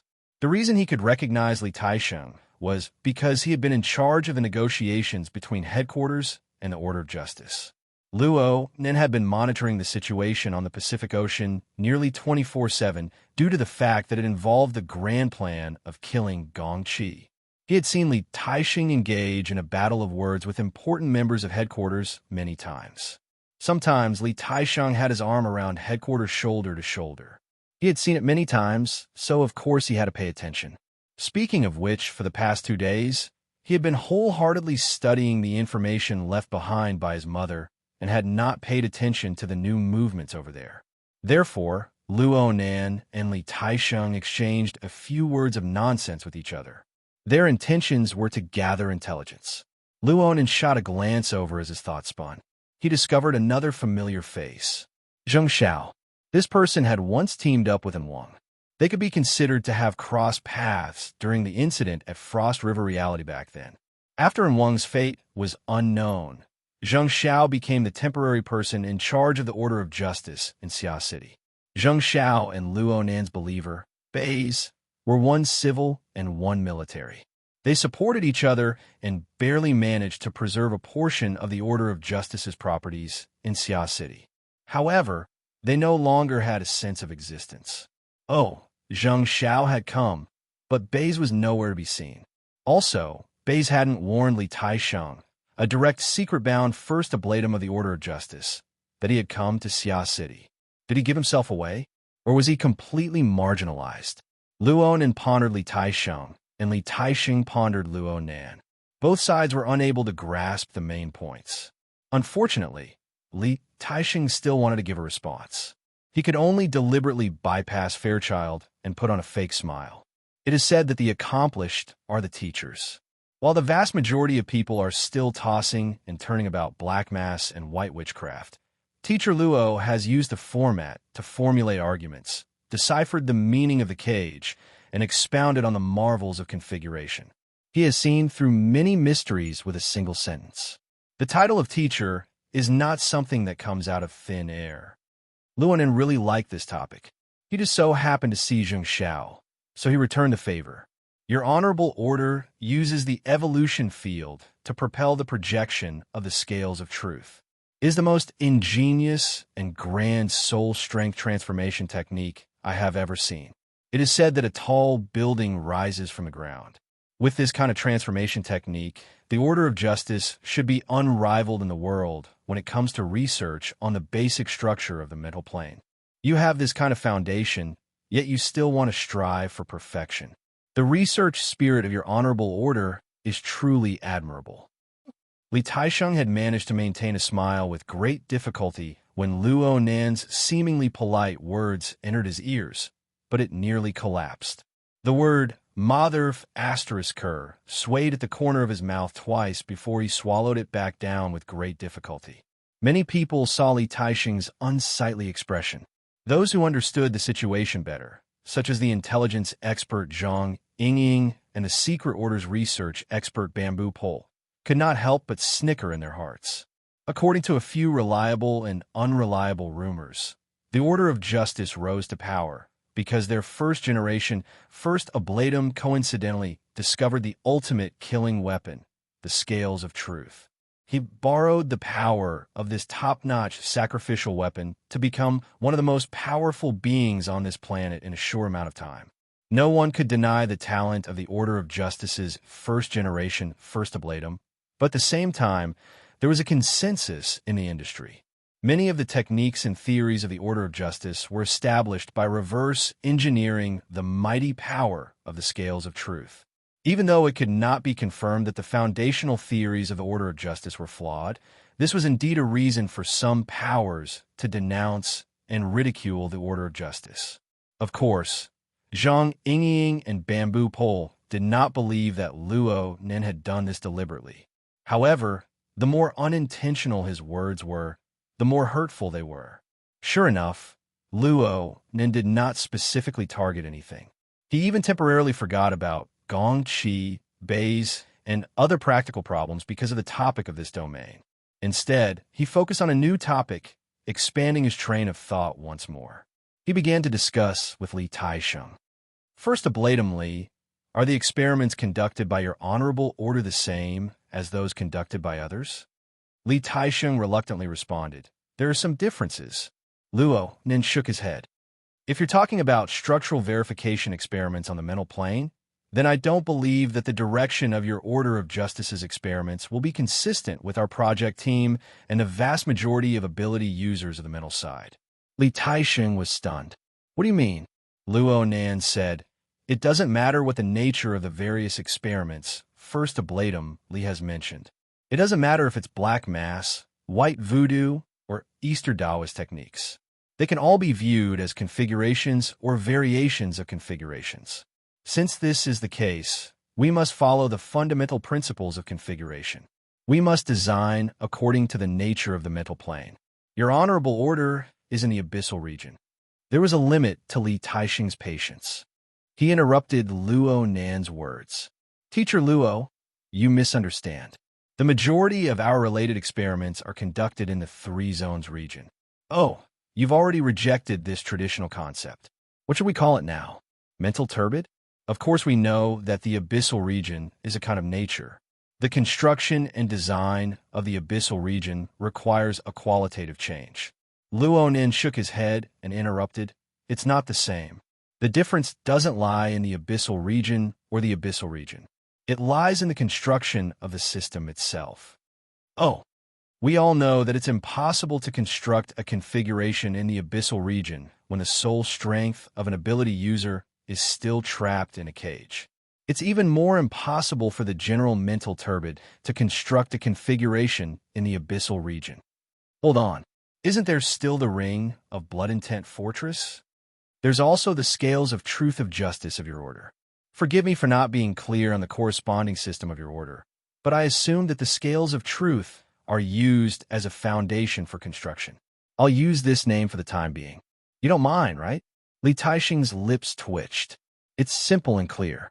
Luo Nan laughed and continued. Whether it's the scales of truth or the ring of blood intent fortress, they can organize and transport the consciousness within the cage to the abyssal region. This is precisely where the value of configurations lies. But at the end of the day, it is the most common principle. A change in quantity can bring about a change in quality, and the combination of structures can make this change more efficient. In the end, it just depends on where the direction of the change is. Li Taixing subconsciously turned his head and exchanged glances with Zheng Xiao. But all he saw was confusion. What in the world are you trying to say? Luo Nen actually wanted to have a good discussion with Li Taixing, but when he opened his mouth again, he discovered that there really wasn't enough time. In the end, he decided to make a long story short. His tone was quite hurried. The inclination of the system determines the direction of the configuration itself. For what I can see, the ring of blood intent fortress should be classified as a tool type. It's like a spaceship assembled from parts. Through operation, everyone's strength is gathered together to charge into the abyssal region. It is a vehicle that carries soul strength. Its other functions can be created and assembled. It can also be dismantled and discarded, just like what our project is doing right now. As for the scales of truth, it should be a biological type. Oh, perhaps a plant type would be more accurate? This is my estimation. The entire system of the scales of truth may be an inseparable organic whole. It can have countless sides, but it must have a true and complete appearance. It is like a large tree growing in the abyssal region. Its branches, leaves, and trunk grow within the turbulence. At the same time, there's an enormous root system that resides within and beneath the abyssal region. It absorbs nutrients from all levels. Then, through various channels and methods, it is digested and absorbed by the entire system. In this way, one is manufacturing parts, while the other is developing roots. How can their natures be the same? The entire audience was silent. Perhaps no one could completely understand Luo Nan's words. But if they could understand a bit of what Luo Nan was saying from a macroscopic perspective, then they would have some thoughts and gains. At the very least, it was a kind of understanding. Chapter 643. The atmosphere of Luo Nan and Li Taixing's exchange was heavy and oppressive. 700 meters away from this group of people, Fei Jin wore a conservatively styled evening gown that accentuated her figure. She paced back and forth in the room. The virtual interface inside was playing the scene of the scene 700 meters away. The content made Fei Jin. More accurately speaking, it made the controller behind Fei Jin rather irritated. Yinlu was still in a temporary stronghold several dozen kilometers away. She had been controlling Fei Jin to make the final preparations. She would appear before Luo Nan when the opportunity arose to carry out the relevant plan. But she never expected that she would encounter such a scene when she used her authority in the LCRF to remotely observe and collect Luo Nan's position and other relevant information through the monitoring system. This person, is he crazy? Her voice dissipated within the room, but she didn't receive any response. Inla turned to look at Mrs. Halder and saw her boss quietly sitting in a rocking chair. Her eyes were slightly closed. It seemed that she wasn't paying attention to the situation over at Cloud City Water Village. Or perhaps she didn't care about this matter at all. Didn't care? How was that possible? Inla didn't believe that her boss didn't have any ripples in her heart. At the very least, she knew that the feelings in her heart were 10 times more complicated than what she had said. As a priest of the order who understood the fundamental marvels of the solidified configuration of the Abyss region, Yinlu had always prided herself on being wise. She had made some preparations.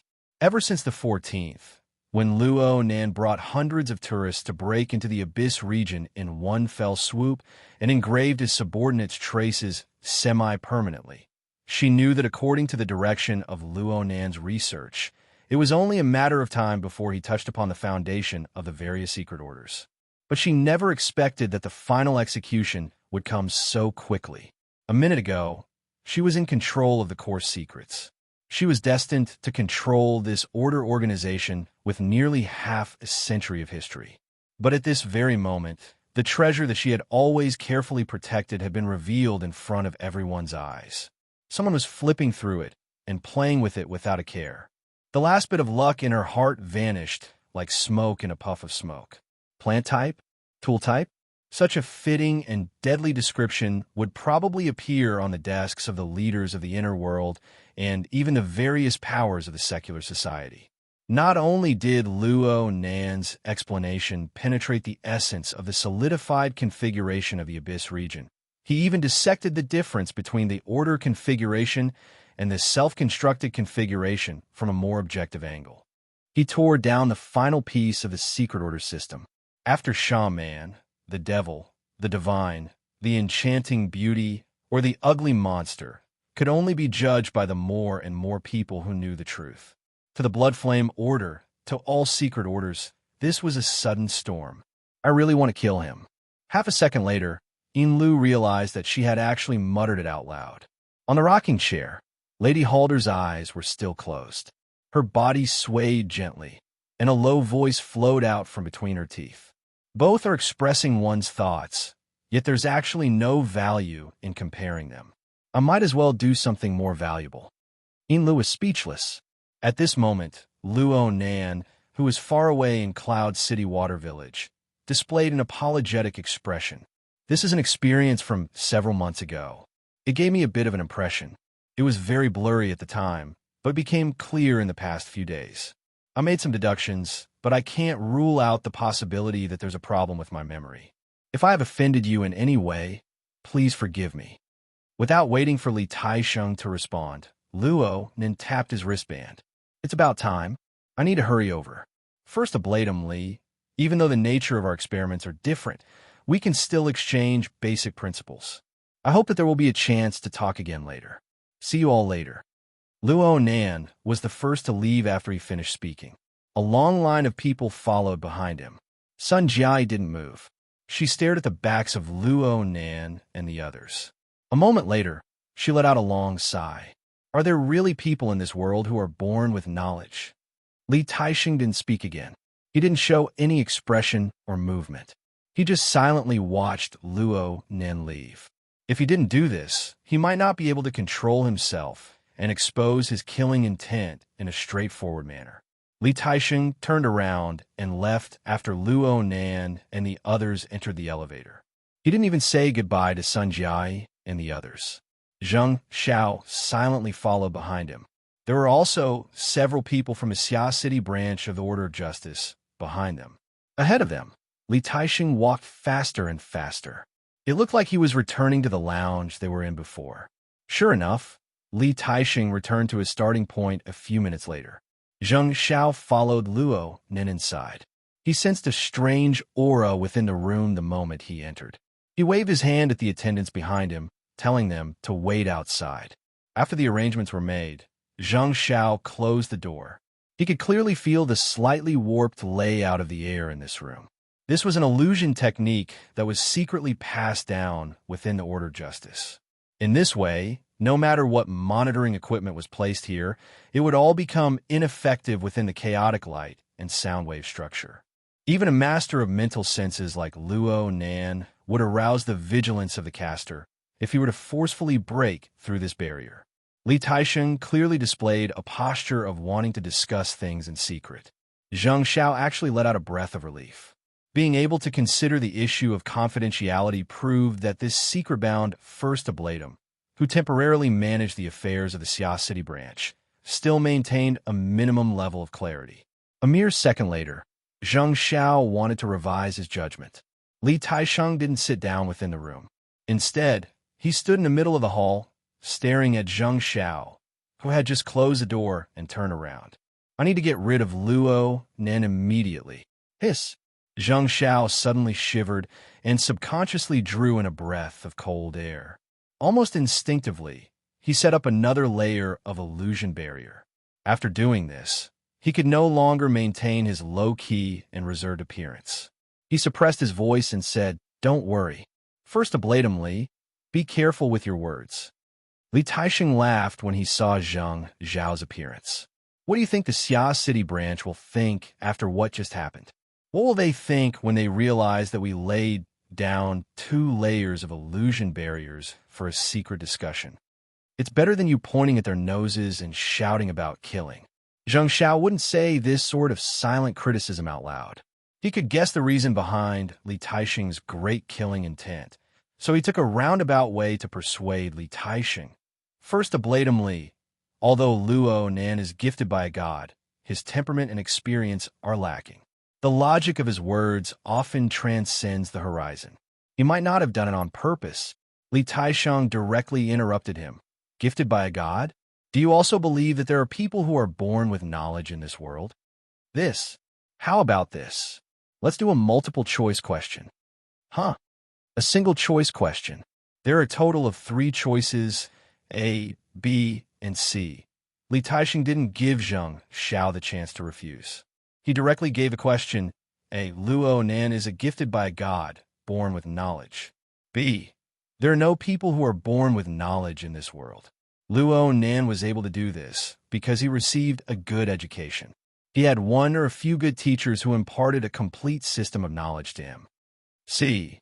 There are no people who are born with knowledge in this world.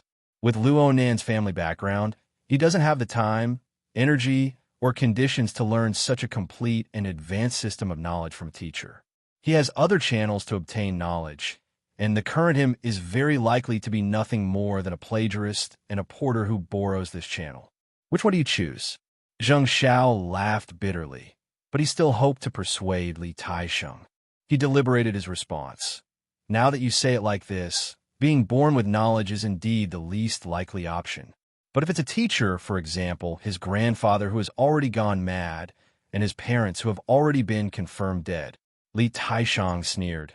Ever since Luo Nan's fame rose to prominence, various powers have conducted research and excavations into his family's circumstances as well as his grandfather's formatting theory. But what was the result? Too many people have been disappointed. The classical theory of formatting theory is still a freak that is a mixture of classical philosophy and neurobiology. Perhaps this theory does indeed possess a certain amount of influence in the wilderness, but compared to the rapid development of the archetype format in the last 10 years, this theory has already fallen behind in all aspects. Li Taixing stared at Zheng Xiao with a stern expression. Do you think that Luo Nan, a 15 or 16-year-old kid, is able to push this theory to such an inconceivable degree under the premise that he isn't gifted by God? The consecutive rhetorical questions made it hard for Zheng Xiao to parry. He could only laugh bitterly after bitterly. Li Taixing helped Zheng Xiao come to a conclusion. All right, using the simplest method of elimination, we will inevitably choose C. Since this is the case, where does the channel come from? Where does the system of knowledge come from? Li Taixing's eyes sparkled with light right now. Zheng Xiao's heart thumped. He combined it with his own experiences, and he suddenly understood what sort of judgment and plan Li Taixing had in the end. Under these circumstances, Zheng Xiao didn't want Li Taixing to go to extremes no matter what. He racked his brains for a moment and finally braced himself to say, the problem lies in the fact that even option C itself can undergo further decomposition. Further decomposition? Li Taixing raised his eyebrows. Then he laughed out loud. I know that there are quite a few people who believe that Jin Tong is related to Luo Nan's cage and configuration theory. Indeed, such a saying was popular right now. The main reason was that Luo Nan had proposed this theory was extremely close to the time when he killed Jin Tong. Luo Nan had indeed taken out a picture of Jin Tong's iconic headband in class on the 14th of this month. This fellow Jin Tong possessed an extraordinary electromagnetic domain that could be said to transcend the era. His extraordinary power had always been an existence that every major power coveted. After all, Earth's science and technology were still unable to escape the influence of the electrical age in the foreseeable future.